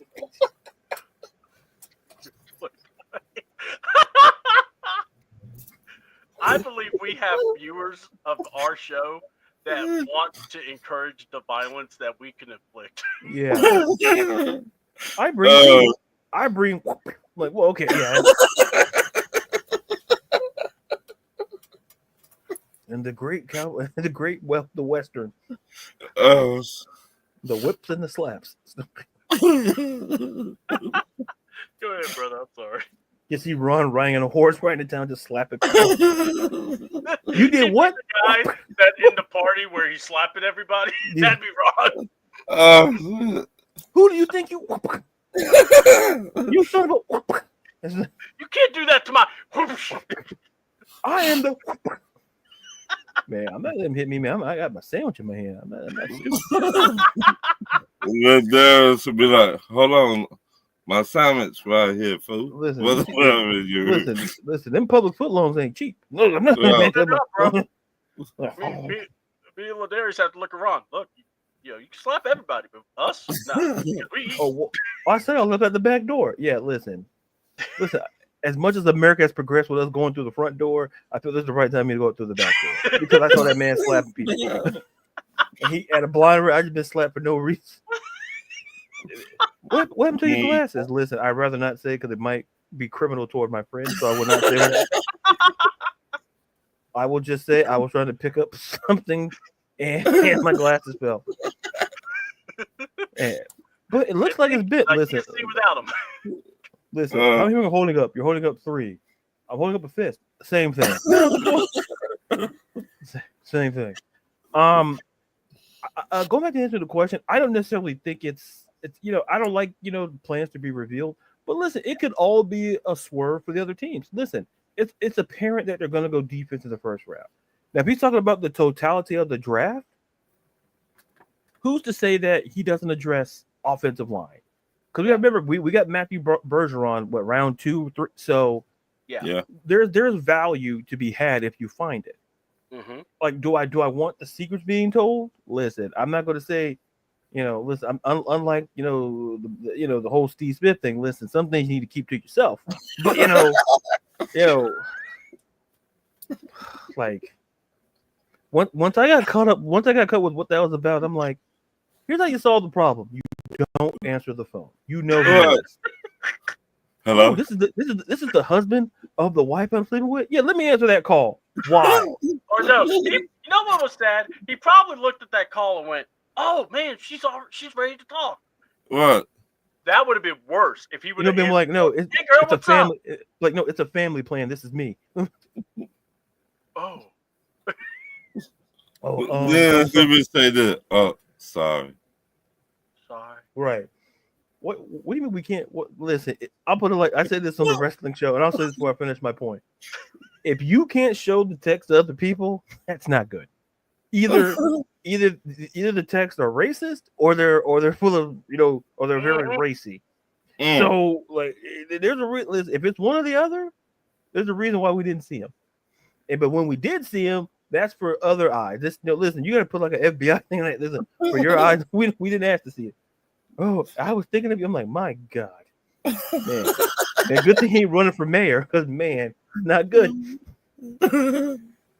Steve Smith had a 15-point lead going into the mayoral race, and now he's hanging on by 2 points. Well, there's still people out there, but yeah. Man. Oh, I'm Steve Smith, and I'm about Steve, man, you got to change that. You can't. Steve, you need to change these commercials. Listen, integrity. Why are you in the marching band outfit? Didn't we talk about this? Steve Smith said, Steve Smith, I approve this message. And then the picture of the wife comes in. I'm like, who put that in there? Like, oh man. When the man said he was going to go scorch earth, he did not lie. What do you have to say for yourself? What do you want him to say? Better job than you? Like, what did you want him to say? Like, what did you like that could have went worse. Like Steve was very diplomatic. Boy, Like, I have to give boy. One. The time. Hey, do you need to take a? No, I can see it now. I can see it now. You need to take a timeout, Coach Rah? Huh? You want a timeout? I got your timeout. Time. Hold on. You got the guys in the back. Throw the plow! Throw the plow!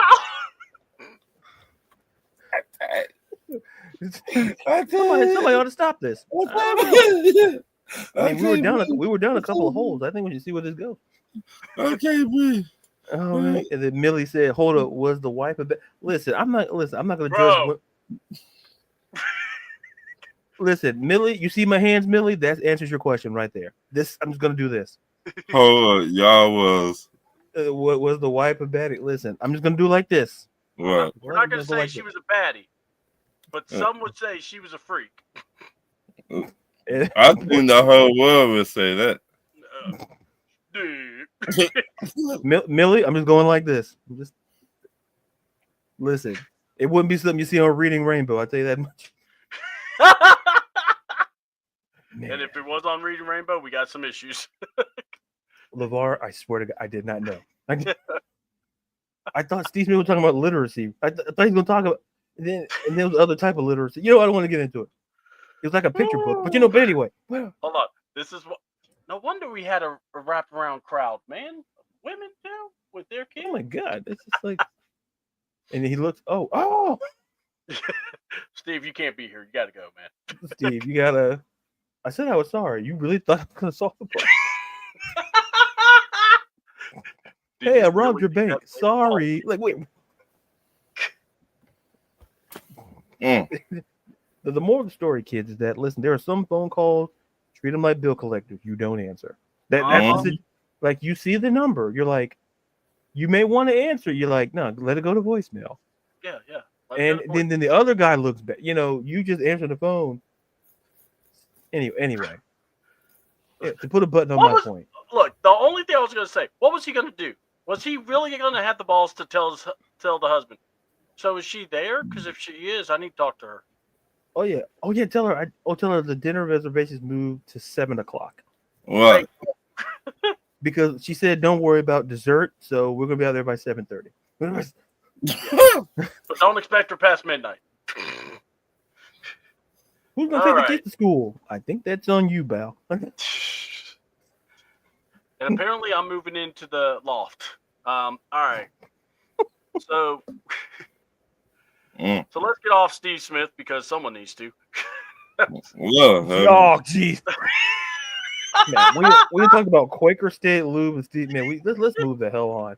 I just did. All right. To ban. All right. Tush push. Should it stay or be banned? Because the Green Bay Packers are wanting it banned. And then our idiot coach again jumps in on this, trying to be like, oh, well, I don't like it, and I'm going to vote for it to be banned too because we don't prepare for it. Rob, when did you prepare for anything this year? Could you please show me that? That one time, a couple of I mean, dear God, the man is a walking meme at this point. And anyone that's glowering and always talking and always happy, watch out for them. They're not all there. They're lying snakes in the grass. I know, Ron. So we need to watch those people. But anyway. Listen, stop. T. Will's not here. Stop talking about him that way. He's not here to defend himself. My God. The man has a family, for God's sake. Gonna beat that dead horse. All right. So, tush push.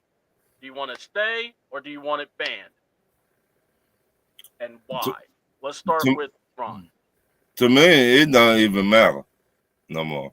I mean, they found ways to beat it. I mean, that's your job as a head coach. That people make football so hard. Tell him, Ron. Football is not that damn hard. Oh my God. And y'all wonder why I said, what did the five fingers say to the face?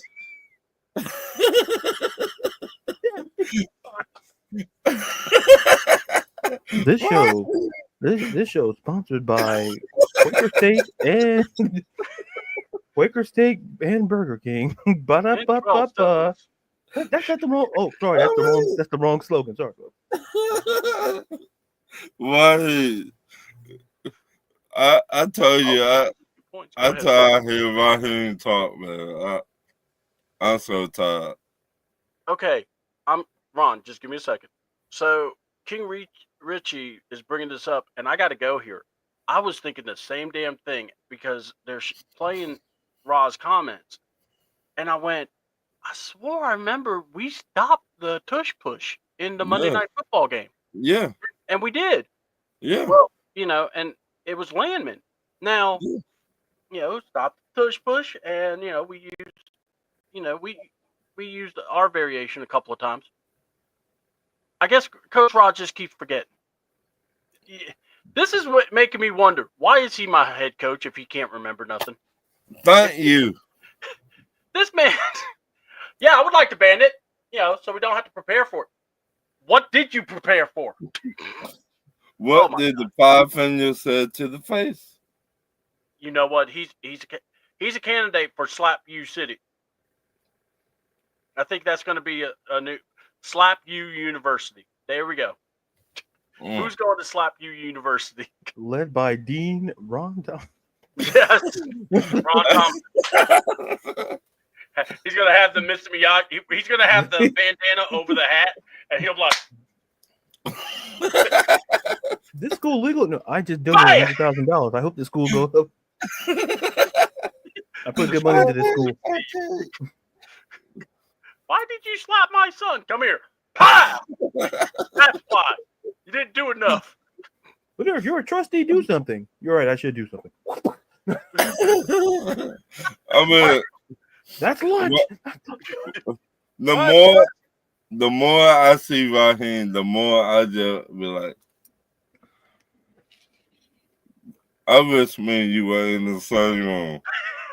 The comments of Ron Thomas not reflective here of the Beard Gang morning show. I want to say, I feel like this is the same thoughts that Darius said about Eddie Thorpe in a match. Oh no, it was much worse. I can't say that on the show. I can't even say. I mean, I be like, Raheem, this. Ooh. You know it's bad when you have to pull the finger out. Just your face irritates me.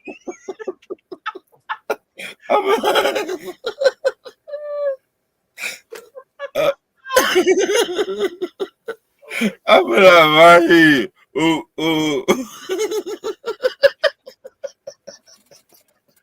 Hello, Darius just back there going, "It's okay, Ron. It's okay. I'm not going to tell nobody if you do it." I be like, ooh. Oh my god! We gotta watch out for Ron. He might be in disguise one day as some of these interviewers. He pulls the mask off and just falls off. How do you get credentials? Y'all signed the paperwork. Blame yourself. Well, if he plugs our group, I can't really be mad at him. He wasn't a part of. Listen, he wasn't part of the group when he did it. No. You know what? We still look. Raheem was the guy in dodgeball that got hit. What? That was on the comment. Ouch. You bro. Oh my god, I'm loving today's show. All right, so you're in favor. You don't care. You think, Coach, do your job basically when it comes to the tush push. Right? Do you? Do your job? Yeah, no, I'm with you. All right, go ahead, Ladarius. Man, first of all, lead up, Professor Thomas, Dean Thomas. Thank you. Dean Thomas. Yeah, fine school. We can work on I'm in charge of the lunch program. But Yes. Everything's will it be slap your mama seasoning on everything? Yeah. So even what? Wait, even the drinks, of course. Gotta have it. Slap your mama sauce. Yeah, well, listen, but anyway, here's the thing. Flying punch. And how you doing, Keith? Family, how are you? What's up, Keith? My whole thing is this, and like I said, me and C Dub talked about this, so I'm trying to remember half of what I said to him on here. My whole thing is this. I agree with what Ron is saying. I'll just add on this.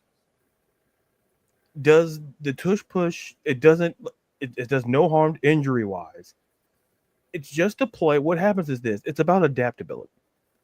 Because at the end of the day, people, it's jealousy. I think those against it, like the Packers coach, like the Packers are against it. Here's the thing. People get jealous when they can't do what you do. Yeah. It's simply like that. If you're talking about getting rid of the tush push, just admit that you don't know how to do it because the defensive lines, listen, the Eagles realize a lot of these defensive lines aren't as stout as they once were. Like there's like maybe one 300-pound guy on that line.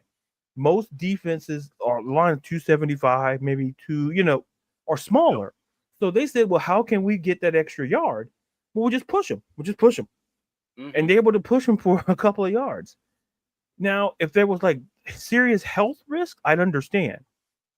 But there's no reports coming out saying that no one's in danger. No one is harmed by it. It's a simple strategic move that people said, oh, it's just like this. Somebody had, listen, I'm going to throw it back. Somebody had the wise idea to say, hey, maybe we should throw the ball.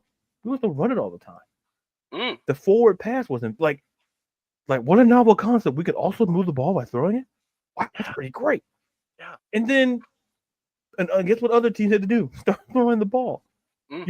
Your quarter, like the guy throwing the ball had to be really good at throwing the ball. Yeah. It's no different. Innovation should not be punished. No. It's like this. It's like using the NBA. People want to move the 3-point line but here's the thing. The game evolved. Like if you want to talk about like Steph Curry changed the way we look at 3-point shooting.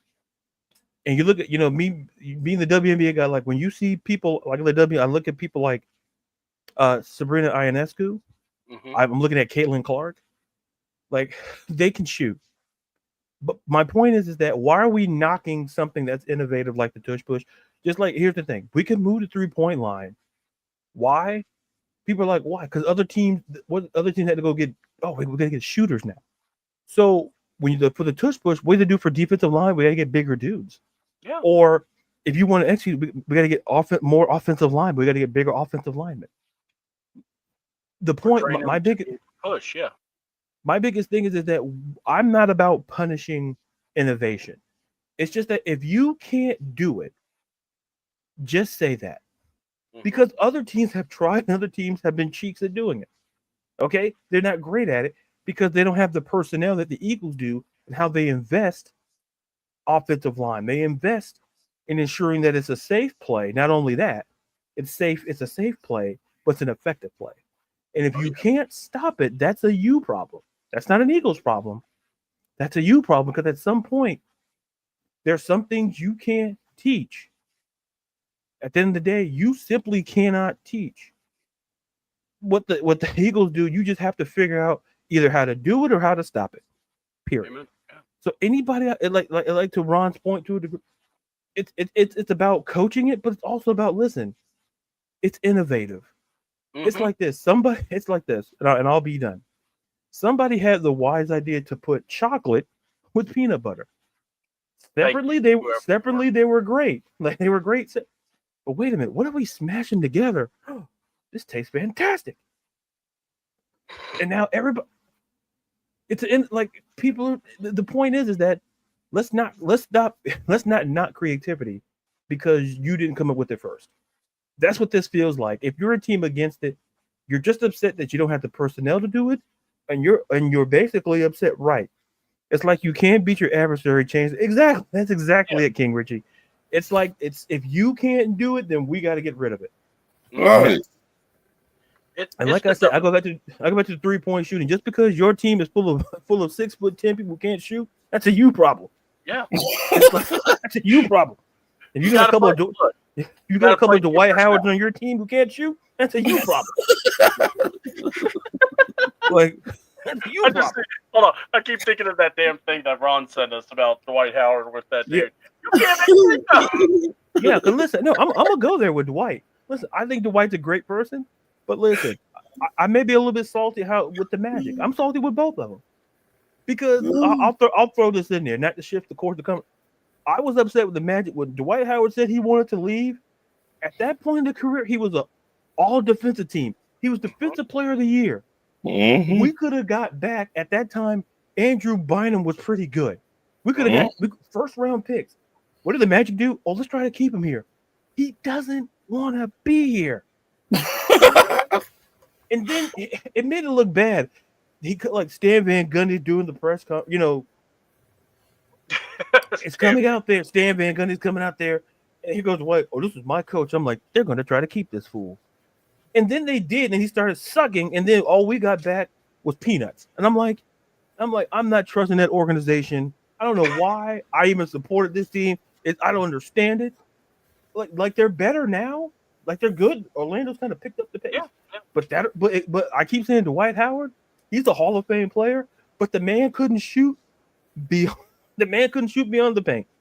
Mm-hmm. But you have no excuse because your team stopped on the goal line. So his point is very moot. Whose point? Oh, it is. And well, here's the funny part. King Richie and Ron, we'll get to you too because I want to get through it. Or no, you did say okay. I just wanted to make sure I didn't forget. All right, because what was so funny, we stopped them. Yeah. They later stopped them. Oh, King Richie's talking about the Falcons. Okay. Yeah. But here's what kills me. And people are like, oh, well, these injury concerns. What injury concerns? Exactly. I have not seen any proof that this causes injuries. Like, people, why do we change the way we tackle people? Because people coming in like Goldberg, coming like Braun Breaker, and just telling them we got to change that. All, if they're coming in like Braun Breaker, they're going to die. I'm it's surprised. Like, if you're flipping in the air, that's not great for the league. It's not a great look. I still think we need some of that, but Me too. Exactly. Listen, when you're flying in the air at the 45-yard line and you end up at the opponent's 10, that's not good. That's not good. Well, what I'm gonna say is, like somebody tried to say, well, what about Chris Jones? Chris Jones is gonna be a Hall of Famer. All right, I won't shit on that. But my God, you lined up sideways against the tush push. What do you think was gonna happen? Mm-hmm. I mean, people are idiots. And look, the Buffalo Bills didn't do it right. They lost. The Eagles, they can do it. They won. Like Ladarius says, it's execution.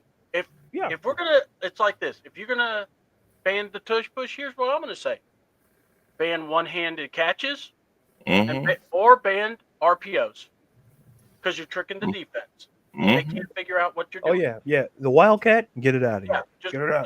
Get it out of here. Get it out of here. Get it out. It's either run or throw, but you can't try to, no mischievousness, no trick plays. Just stop it. Me personally, I think Green Bay in their feelings because the way Philly beating them down. Mm-hmm. Because we all seen that game from start to finish. Philly, they gave it to them. Yeah. They gave them the business. Yeah, right. Look, they were the better team. There was no doubt about it. Right. So, sorry. He gave him the business. You get beat down like that, you be like, I'm gonna try my. Yeah, you got beat down with Kendrick Lamar watching. That's not good. That's not... Right. Yeah, basically what Green Bay's doing is they're being Drake. What? Hey, he just murdered me on over the halftime show. Can we ban that? What? No, we're jamming. We're jamming. Monster! No, we can't do it. So it's like you trying to find something stop the beat down. Yeah. Remember Rocky? He kept on getting hit, and Apollo was like, "You gotta believe in me," and Rocky like, "Nah." And Apollo like, "You gotta believe in me." Rocky like, "No, where we going?" Mm-hmm. And then when Rocky finally got it, he like, "Oh, Apollo, I believe in you now, Apollo. I got." I want Ron to just read the script of Rocky. That'd be awesome because he's nailing You it. gotta believe. Like, man, we're gonna get. This point would be Coach Ra just be talking at this. Yeah, I agree. So, Coach Ra, it's like, hold on. If someone it's almost like I wish someone would let him talk and then show him the video of us stopping it and him go. He probably looked like Steve Harvey. Is that us? Oh yeah, that's on me. That's on me. That's on me. Our truth has to come in. My bad. So it's like they just trying to find something to get that bad taste out of their mouth, and it's not sticking against the wall. No, not. All right. Well, before we go to Little Darius, I want to go to Ron real quick. Ron, who's kind of caught, with everything going on, maybe like before the draft. I know before the combine, who's someone that you're kind of keeping your eye on to watch to see how they perform in the combine, or if they're going to perform in the combine. Yeah, who are you looking for? I wanted to see the pass rusher from Penn State, but it came out something wrong with his foot. I saw that too. And I was like, I just hope they don't mess up his start, or if he do, how far he will fall down. If he drops down to 15, I'm not going to be mad. Right, now you see where I'm going. So down to 15, I'm like, right, yeah, I don't care about trading down. Right. So that's what I wanted to see, but if he fall down, Raheem, Tevin, hey, that sign, God giving you a sign. Go for it. Take it. All right, before I throw it to Ladarius, I got to do this. Right. Raheem and Terry are in a boat, and they're going, or they're drowning, and it's like, man, God, save us. Boat canoe comes by. Hey, come on, get in. We'll help you. No, we asked God to save us. Right. Okay. Boat comes out. Hey, we're here to save you. Come on in. No, we asked God to save us. Helicopter. Right. Are you sure you want us to save you? Yes, please save us. Or save us. Or we're here to save you. No, we don't need you. Go ahead. ESPN, NFL Network, all the people, they say he is the best pass rusher. He's the number one pass rusher. Yeah. And if that don't say nothing to Raheem and Terry, then I don't know. If that man drops to 15, and you gotta take it. Oh, someone's gonna lose a job. Multiple people better lose jobs. Right. How about that? All right. So, Ladarius, before we go into your segment, I wanted to ask: is there a certain guy before the draft that you're kind of looking at, wanting to see how they do, combine wise? And it could be anybody. It doesn't have to be, but or if you don't know anyone, it's fine too. But is there anyone you're kind of looking at? I'm looking at two. I'm looking at James Pierce Jr. out of Tennessee. And I'm looking at, I think it's Mikael Williams of Michigan. I'm not sure. I'm thinking of him as well. I think there's a shot that they could be there at 15. I think Abdul Carter, what Ron was talking about. I think I would be shocked if he fell out of the top 5. He may not go number 1 overall. Yeah. But he's not going to fall out of the top 5, in my opinion, because he is the best pass rusher, arguably the best player in the entire draft. So, but I'm looking at guys that could potentially be at 15. I'm looking at especially James Pierce Jr. out of Tennessee. I think that's a guy. I think if you can get an edge player at 15, I think if it's D tackle, I think you have to go defense, obviously. But if you get a great player like James Pierce Jr., and some people may slip, but I'm looking at James Pierce Jr. Like, that's a guy who, if he falls there, I take him. You know, the whole thing with Mike Green, I think his stock value, depending, we're gonna see because we've seen character issues play out, and like King Richie Jack Sawyer from Ohio State is very interesting as well. Yeah. So you know, to me, it depends on. To me, it really depends on who falls, because when we talk about these mocks, the guys we have high, someone's gonna have to fall, and who's gonna fall to 15, or will the Falcons trade up potentially, or maybe just trade down depending on who's there, because other teams may not need defense, but they could down and maybe get the player that they want. But Jack Sawyer is a great pull. I'm especially looking at, like I say, James Pierce Jr., Mikael, Williams. I'm looking from Georgia, I believe. Those are guys I'm looking at that could potentially be there at 15. Yeah. All right. And I like Keith Simmons' question. Did Terry look uncomfortable answering questions? He did. I thought a lot of the questions that were being asked, Terry was stuttering. That's what I was picking up on. Yeah. And almost as if he's trying to find the answer. So, Mikael Person. Yeah, exactly. Keith makes a great point. Like, that's why I said about Mike Green. Like, I don't think it's still a name to look out for to me. It's just that if a team is willing to bet on him, they're going to be fine. Because we have to understand this happened in college. It's not like it came out like, oh, they just did this weeks before, or something like that. So character does matter. But like to Keith's point, it worked out. Micah Parsons worked out. Jalen Carter worked out. It's a matter of the team's perception, is in my opinion. Yeah. All right, folks, we're going to debut a segment before we get everything going here. And we're going to put Ladarius in the main spot here because, it's God, don't do that. My head is...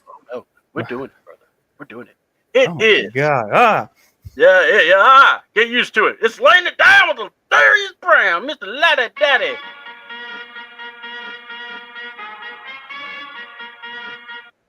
All right, my brother. If T will not be, Ron's dancing more. Because listen, we should have got rid of T Will a while back. I mean, I'll tell you, he wanted to go on that solo album tour, so Oh yeah, great point, King Richie. The DJ, King Richie. I've been mock drafting. I'm sorry, Ladarius. I don't mean. No, you're good. You know what? If you guys want, if you guys in the chat, I'll do a mock draft and I'll post it up. I'm saying I'll do it today or tomorrow because of the podcast. But so anyway, I'm talking about too many things at once. Hey, you could do that, bro. Okay, it's fine. Because now you're going to be also doing a podcast, folks, tomorrow, and we're going to go into that when we're wrapping up. But I just wanted to let folks know. So, Ladarius, what is on your mind today? Yeah, I didn't know my afro looked. Anyway, sorry. You look great, bro. Very self-conscious. But I wanted to talk about something that I was going to talk about last week. I want to talk about the quarterbacks in this, the quarterbacks in this class, because it's not a very quarterback deep draft, as we mentioned on the show. Very defensive heavy draft. So I want to talk about the quarterbacks, potentially where they will land in the draft, free agent quarterback, and teams that I feel need a quarterback and may look at quarterback. Necessarily draft, but may look at. Okay. So we look at the first two, of course, Shador, Cam Moore. They're going to be top 5 guys, franchise guys, and then from there, it gets very interesting. So we have Jackson Dart out of Ole Miss, Jalen Milroe, Alabama, Kyle McCord from Syracuse. If Devin is still here, shout out to Syracuse. Yep. And then Quinn Ewers from Texas. So those guys have a second round, third round grade right now. Okay. And listen, a strong effort at the combine. Maybe we always talk about maybe we could get maybe it's a third quarterback that can go. It could be any one of these guys, depending on the combine, depending how things go. Now, when we look at a guy like Will Howard or Riley Leonard, like they're third, fourth round guys. If you need something if you want to really go into a developmental project, that I'd go that route. But let's talk about a few of the quarterbacks that are free agents. We have Sam Darnold, Justin Fields, Mac Jones, Trey Lance, Jacoby Brissett, Jimmy G, Russell Wilson. Those are just a couple of names. There's more, but these are names I want to focus on. Okay. And I've said this on I said this in the chat on other shows, and I'll say it here.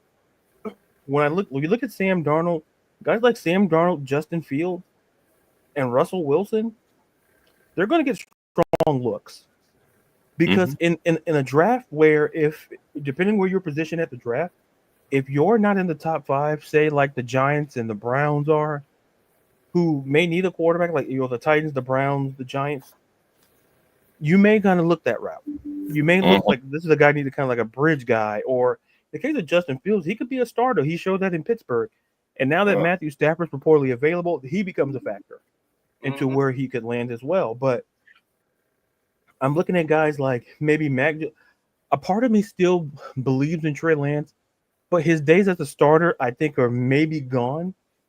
Given that for Dallas, he sat behind Cooper Rush. Yeah, and that's all you need to know. I mean, he couldn't be the number. He couldn't beat out Cooper Rush for the number. So he could be a viable backup depending on the system that you run. But like I said, the 3 guys to look out for: Sam Darnold, Justin Fields, Russell Wilson, and maybe low key Jimmy G, depending on what happens to Matthew Stafford. Jimmy G can win football games, and if you need that bridge quarterback, say for the Rams, if they move on from Matthew Stafford, that could be a guy that's sitting for a year. You wait out because essentially it could be the Arch Manning sweepstakes for next. In terms of quarterbacks. All right. So when we look at teams who need quarterbacks, might go quarterback.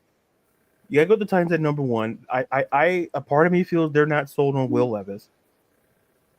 I think they have options. We have the number 1 overall pick. That means nothing's off the table. Right. So, Abdul Carr could very much still go here. Shador or Cam could very much go here.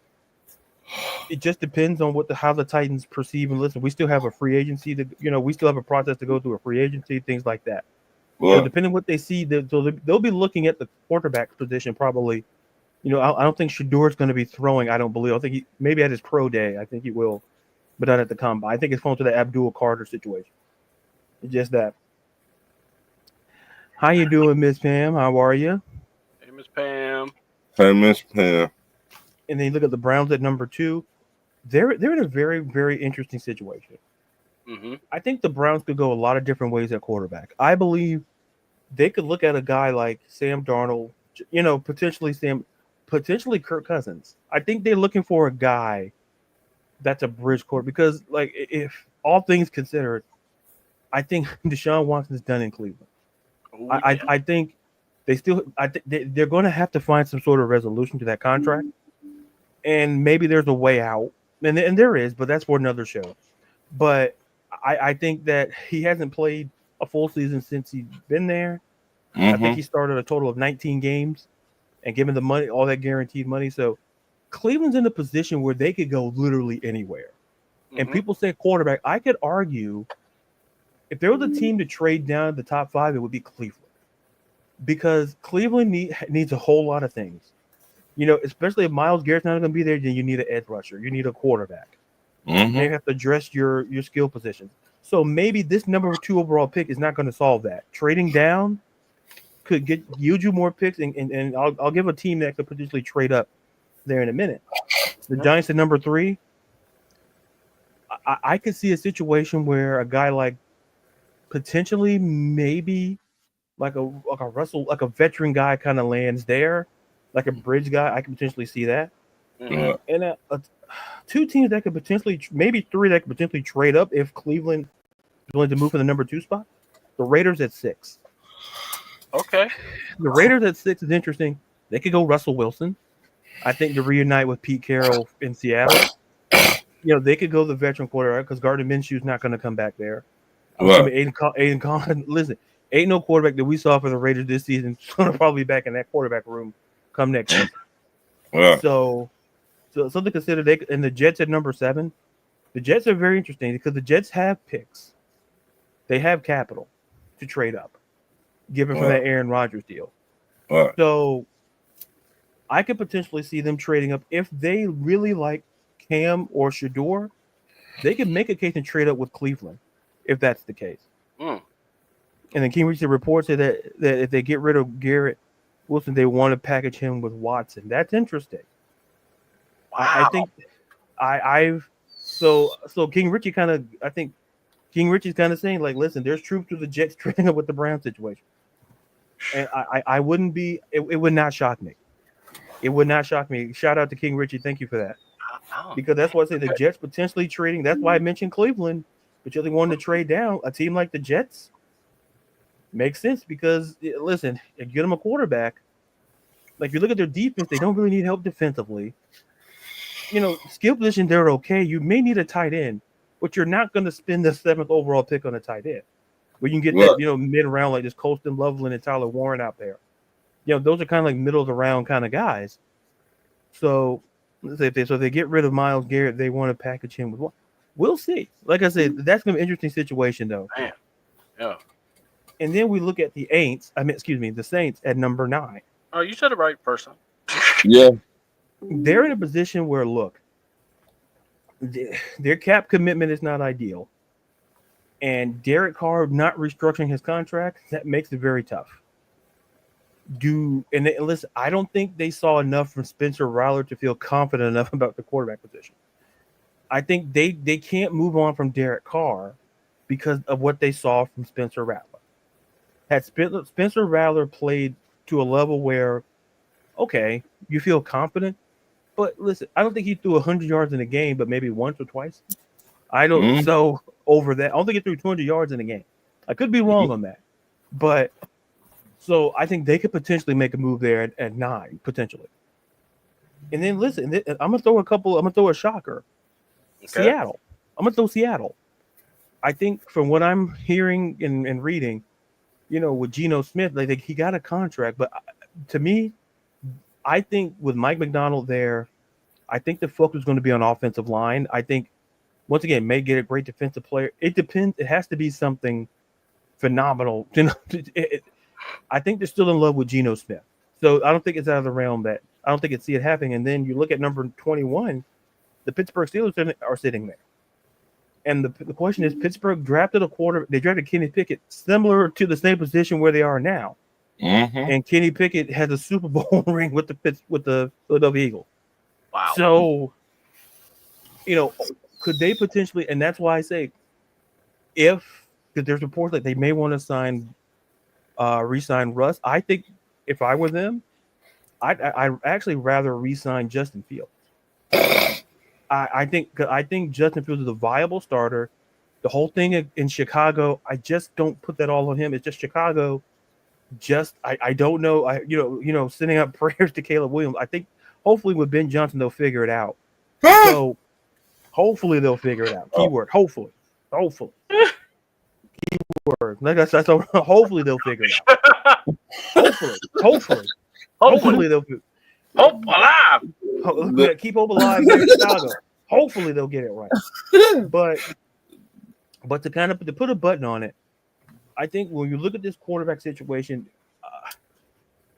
like I said, the biggest winners are going to be Sam Darnold, Justin Fields, and potentially Russell Wilson. I think specifically Sam Darnold and Justin Fields, given the season that Sam Darnold has, he's going to cash in somewhere for a team that may be out of reach to get a quarterback. And what King Richie's saying is that if the Browns get rid of Garrett, they want to package him with Watson. That's going to be interesting to watch out for. Because the question is, there's teams that want Myles Garrett, but do they want Deshaun Watson? Because that's a terrible contract. Talk about a carry-on bag. It's a terrible contract. It's I think in sports you see more bad contracts in the NBA and Major League Baseball. You rarely see bad contracts in the NFL. There's been some bad ones, but this one is very bad because of all the guaranteed money.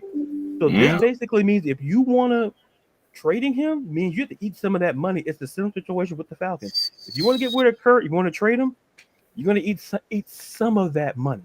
Not all of it, but you eat some of it. So that's my wrap up there. Thank you guys. Chat, listening, back to you. No problem, brother. That's what we do. This is what we are doing now. So you good. All right. So look, you said a lot because I'm like thinking about everything, and I'm just going, the whole idea of you making the trade, you're good, or for the quarterbacks. We haven't even talked Aaron Rodgers. We're not talking Stafford, and I mean, you know, and there's a lot. There will be some quarterback carousel going on, and the Raiders. I think you need to watch out for the Raiders. If there was a team, I'm sorry, I didn't mean to cut you off, but if there was a team to look out for, I think if them and Russ Field makes a lot of sense. Mm-hmm. Yeah. So, but I wouldn't be. But like I said, a team to really look out for is two teams. Look out for what the Browns do at number 2, and what the Jets do at number 7, because there could be an opportunity where if the Browns want to trade down, they could still get a quality defensive player, defensive edge player. If Myles, and then listen, they still have to trade Myles Garrett too. So this is them essentially a low key rebuild. So they're going to get something back for Myles Garrett, and they may say, you know what, let's trade down even more, because the Jets you can get a first. So we don't know, because the Jets they don't need Myles Garrett, but they're, like I said, those are two teams to look out for, and potentially. I look on for those two teams, and Keith, that's a great question. So, in your opinion, do the Falcons have an opportunity to move Kurt before the draft? I'll share my thoughts. I'm curious to see what Ron hears about this. With the whole Kirk Cousins, yes, they got opportunity. Yes, they might be on the phone with somebody right now. Who knows? Me, I've been saying it. The Jets, the Giants, the Browns, those 3 teams. Hey, Tennessee. So you got 4 teams right there. Now, you do like all the people in the body, but soon a football players start telling lies and all that, he got to go. And that's what Kirk Cousins did. He was lying to our Raheem or whatever in their relationship or whatever. We know. We seen it. So that might be on the phone with a team right now. We don't know. Can they? Yes. But like Ladarius said, we got to eat some of that contract. So at this point, I don't mind eating some of the contract. Right, I just want the man gone. Yeah, you put yourself in a situation when you do a deal with Kirk Cousins. So it's like this. The Falcons would go for that. I don't know. That's the thing. I mean, you look on how they try to run trades, the signings. Here's what I'm going to say. When it comes to a trade for the Falcons, we have yet to see it. Right. So we gotta, I gotta see it, kind of like what Millie would say, but it's also the key in this idea about trading Kirk Cousins is Kirk Cousins. If Kirk's going to waive the no trade clause, then we're talking about teams. Then I would say yes. I actually think it wouldn't surprise me if he's still with us till after the deadline. We pay the 10 mil, and basically we got to see if someone gets hurt. We got to see if someone needs a quarterback. Mm-hmm. The need might not be right now. We just heard from Ladarius. There's going to be a lot of quarterback movement. Mm-hmm. It's musical chair time now, and when the music stops, you're going to want to place. Kirk Cousins sees that. And, he's about himself. We know about guys, it's lonely at the top. But, Jesus. I want to go back and answer, if you don't mind. Go ahead, bro. I want to go back and answer Keith's question, because it was a great question about the move to Kirk.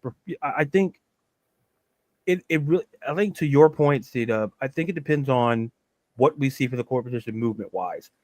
I think him and Matthew Stafford, the two guys who are likely to be moved, if there was a contract you would take, like they're both hovering around the same, so age doesn't really factor in.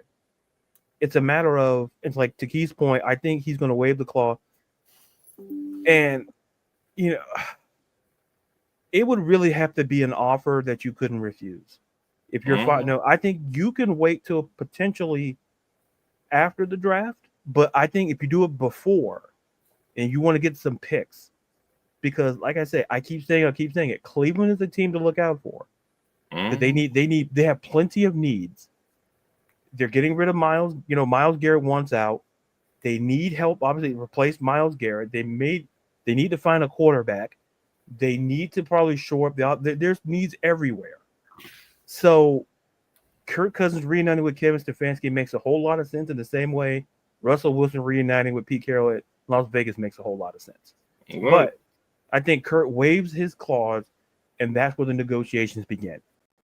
It's a matter of how much of the money will the Falcons eat up in order to make this deal happen. Because at this point, like to both you guys' point, at this point, I think eating it up, and then Keith says if the Falcons eat $10 million, that makes his base 17. Exactly. So I think in the grand scheme of things, eating $10 million would be fine. If that means he's no longer with the Falcons. And then Keith asked another great question. I think he'll waive his clause. How do you guys feel about Grady's agent comment? Okay, I haven't heard Grady's comment, but I did hear about people saying that Grady's not untradeable now. That was I saw that he's essentially on the block. Yeah. Yeah, so what did Grady's agent say? Because I would love to know. Me too. I'm looking it up now. Let me. Yeah, I'll look it up because I can find the right. He probably went, "Child, please." After all I've done for this organization, you know that old 31. I swear, I can't believe 31 is old. And then I think it says here that it says on Thursday, Jared said anything that has to do with this contract should go through his agent. When it comes to contracts, everybody knows I'm represented by Todd France. Jared said via D. Orlando Ledbetter, Atlanta Journal-Constitution. Call Todd about the contract stuff. And then it backs up what Fontenot said a couple of days ago where Grady Jarrett, he is not untouchable. So we could be in a position where either they restructure or Grady Jarrett they potentially move on from Grady Jarrett. What? If I'm reading the tea leaves correct. It's the Falcon roster, but we will see. I am telling you right now, I have not one time said, "Oh, we need to cut Grady. Oh, we need to, work that contract." I don't, because if anyone deserves help or deserves something good to happen to him, it's Grady Jarrett. And I hope to God we're not talking about cutting him. I hope that we can work something out. I hope we can, extend whatever. And yeah, I hate to say extend when, of your age, but still extend a couple of years so we can at least get this money stretched out. I get that. But if we're talking about cutting them, organization, you better perform, because if not, that means this organization would have been responsible under Terry Fontenot's watch. You got rid of Julio, you got rid of Matt, now Grady. That's on you. And I don't care if Arthur Blank, I've said it many times, Arthur Blank is the number one reason why the Deshaun Watson fiasco happened. Two birds of a feather do flock together. I mean, we know about Arthur and his plane rides. So anyway, I'm going there. And poor Matt, he had to go.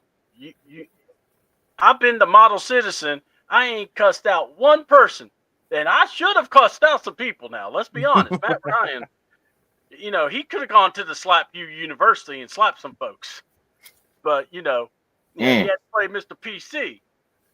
And then he hears Massage Watson? This Sean?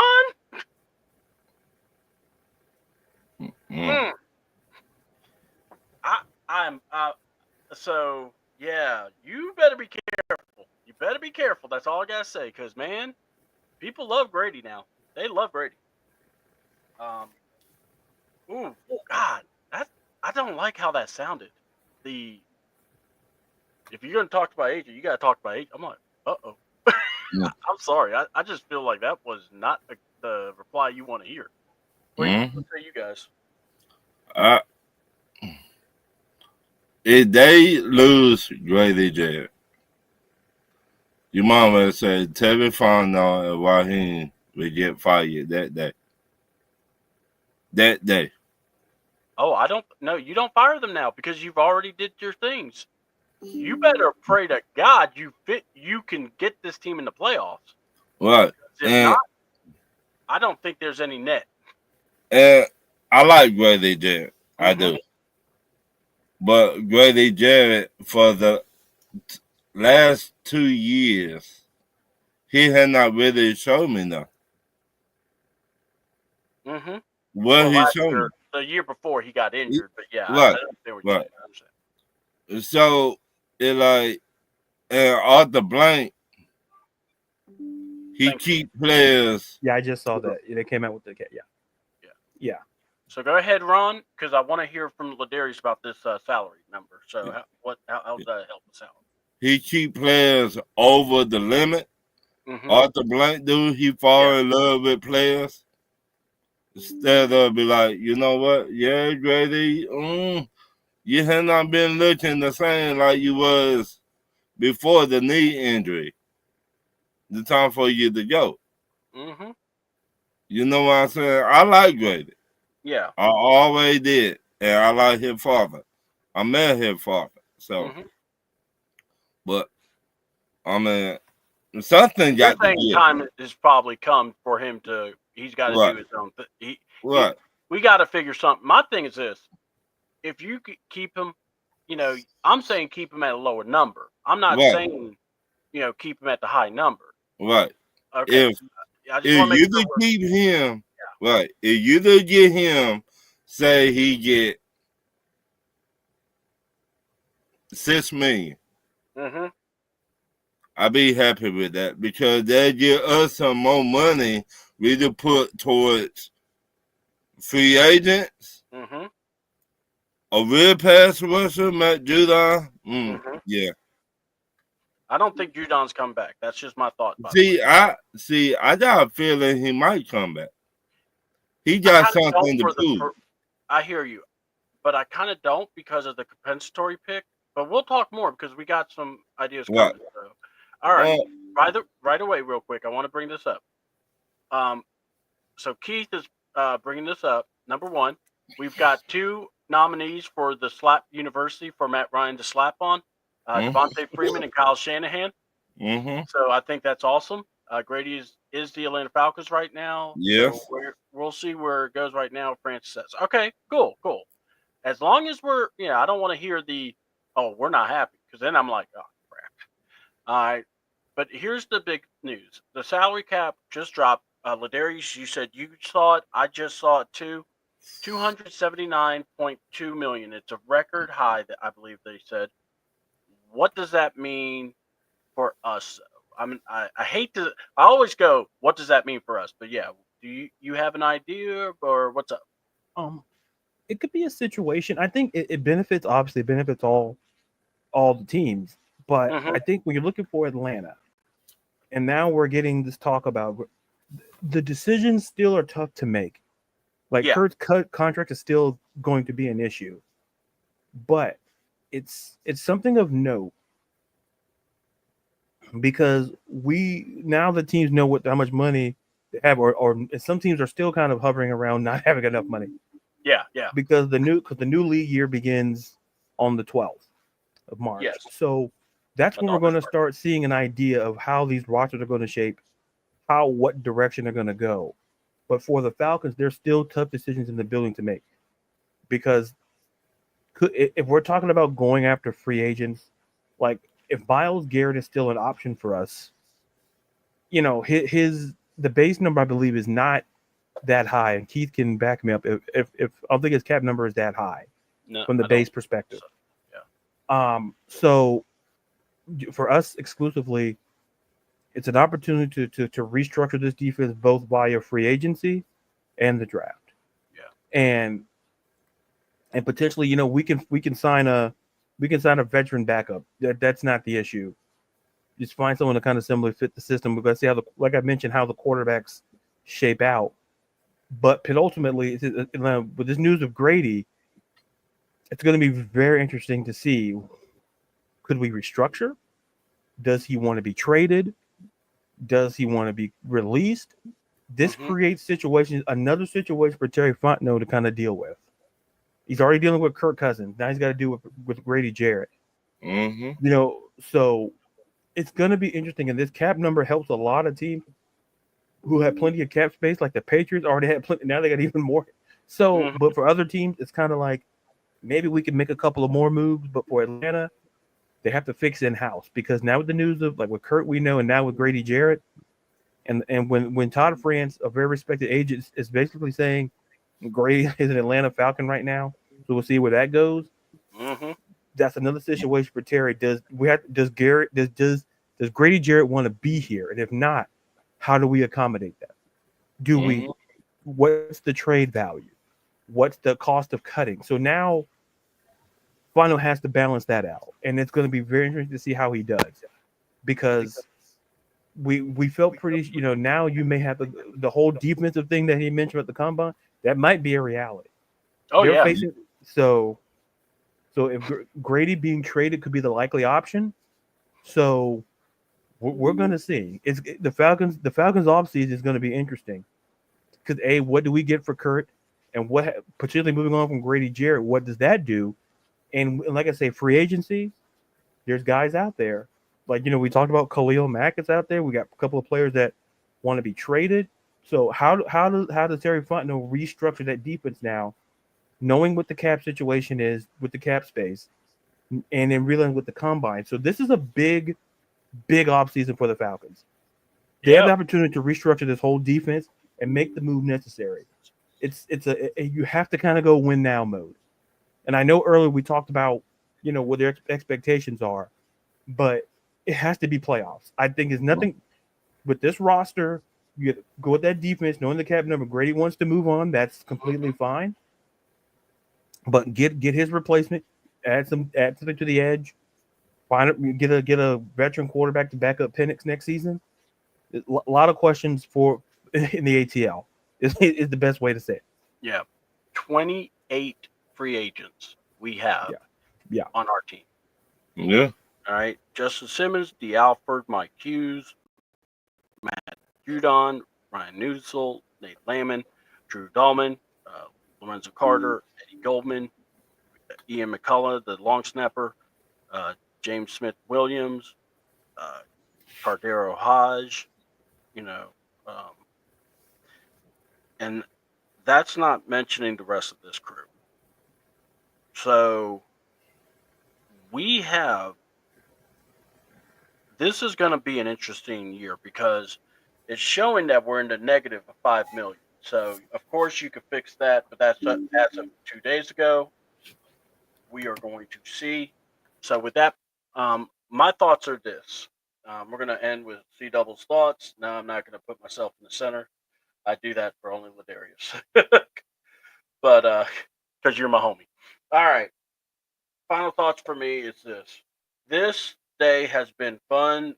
We had some crazy news a couple of last night, so we had to have some fun with it. But also, I want to thank Ladarius. I want to thank Ron. Carrie was out doing a volunteer job, so want to thank her. We're going to discuss the future of the show Monday. Do not worry about. We're not going to be on. I'll just go ahead and say it. No need. We're going to be able to get our thoughts, everything together, and we'll come on Thursday to do this show. We'll probably come up and do another show maybe. Depends on, I know Ladarius has got a show Friday. We'll talk about that. But my final thoughts are this. I love being on these shows. I love talking with you guys. I love talking football. That's what we do. We have a good time. All right. Mhm. We can talk about anything and have a good time with it. Right. So, and then the viewers, if there are things you want us to talk about, please. I mean, when I shout the comment section out, it's because sometimes if y'all are asking questions, it's better than some of the stuff we've come up with. And I'd rather Right. go into that. So please feel free to interact with us. Share this with your friends. Please hit the like button. Make a comment. We'll respond. And also, I just want to say thanks to Ron. I want to thank Ladarius because without these two guys, I wouldn't be doing shows. Because I love their friendship, but I also love their realism. Ladarius being able to just come across and give us his take. You got Ron, who is as blunt as anybody. I thought I was blunt, but this man puts me sometimes. But my God, I have a blast, hanging and banging with you guys. And also, my thought is this on the draft. We're about to see, guys, it's the underwear Olympics. So people are going to look good. They're going to, Mhm. you'll probably hear some great numbers, and people are going to be like, we need to get this guy. We got to get this guy. All I'm going to say is this: it's part of the process. You watch this, but also watch their tape. Don't forget about, what kind of athlete were they? What kind of leader was it? If they were, Mhm. and do you want that kind of guy on your roster? And that's what I'm talking about. I don't worry about the personal stuff. I don't worry about, um, don't be an idiot. Old saying. Mhm. So we're going to see some stuff. We'll hear some stuff. I'm looking forward to the draft because I think the draft itself, or the draft lottery, or not draft lottery, the workout, the combine, I think it's fun. I think they do some really good stuff there. Always get a kick out of Rich doing the 40-yard, for the training. Yeah. I think that's really cool. So that's real special. Looking forward to just hearing some reports. We're gonna take no Monday show, so don't worry about a Monday show. And then we'll be back on Thursday. Wednesday we'll be doing our wrestling show.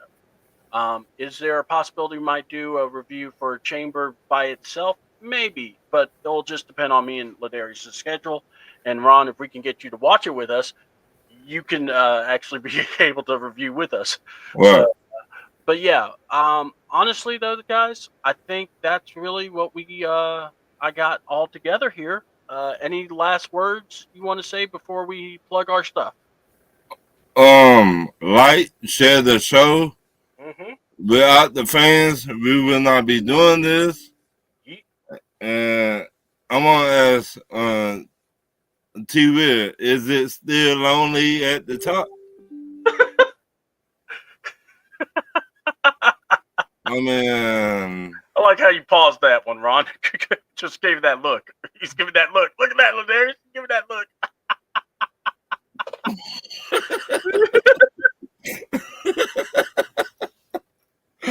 uh, I was just but, checking messages, and I'm like, if I look up now, it's not gonna be. uh, look, y'all, we just 3 years like to talk about Falcons football. We like to have fun. We like to crack jokes on each other. So Mm-hmm. it's not personal. It not. We just like to have fun and talk about football. It, I'm not gonna get mad at y'all for cracking jokes. It jokes. Yeah. It's not personal. We just like to have fun talking about football. So, and I say this every week: talk to your family members, Mm-hmm. your family and your friends. Never know what a person going through behind closed doors. Your mental is very important in in today. Yep. So, All right. And Ladarius? And that's the CBS Evening News for tonight. Ron Thomas will be here tomorrow. Good night. Good night. I'm on vacation. I'm on vacation. I had a podcast scheduled tomorrow, but I'm on vacation. I'm on vacation. I'll be doing it live from the beach. So let's talk about baseball. Hey, keep it down, guys. I'm doing something. Oh, there's your drink is ready. I'll be right back. Hey, you there? Hey, yeah, you there? Yeah, just say some words.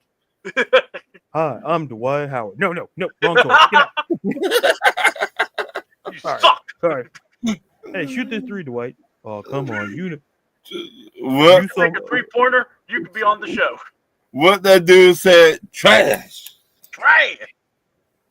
Dwight, if you're Bubba listening, we Dub. love you. Hey, Dwight, if you're listening, we love you. We know you can shoot free throws. Hope you're doing your thing.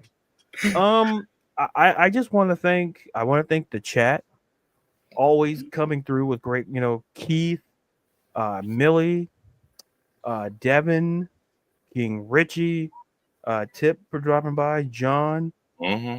for jumping in. You guys were just fantastic. Yeah. And even Terry, who took over a lot of the comments, but we're not gonna. He must be lonely at the top. He needs to come down the ladder. But I want to thank you guys, C Double. Thank you, Ron, allowing me to be a part of it. Means the absolute world. Value our opinions. Shout out to Carrie who couldn't be here for this episode. Hopefully she'll be for the next one.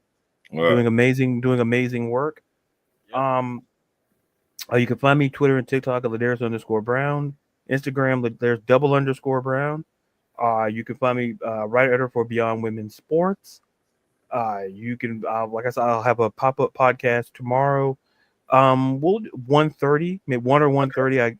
I'll put it all out. I'll process of finishing up setting it up, and we're going to talk a little baseball, spring training, talk a little bit more NFL, talk a little wrestling, not a whole lot because we covered a whole lot. Me and C-Dub did. We a whole lot, but we'll cover and some other, and I have a Browns big picture where I talk about a specific topic, and there as well. And then also, I keep forgetting to promote the YouTube channel. It's if you type in my name, it should show up. But there's a lot of people with my name for some reason. So you type in at Ladarius B, it should pop up. That's the name of the channel. Yep. Check that. I'll be posting content there as well. So, but once again, thank you all in the chat. Thank you two gentlemen, and Carrie. Hopefully, you come back. Back and better than ever next week. Yep. And I guess back to you. All right. And look, before we leave, I just want to play something that really touches my soul. Again. Look, you better not play it. He's gonna play it again. Just want to make sure you understand. Gentlemen, open their arms and embrace me like I was a brother. That's why today is special. Very, very happy occasion for me. As well as a sad one. It hurts me to announce that I'm leaving the group. I just want to say thanks, fellas, for everything. And thank you for this gold album, A&B. And I hope we have the same success on my new solo album, Flash.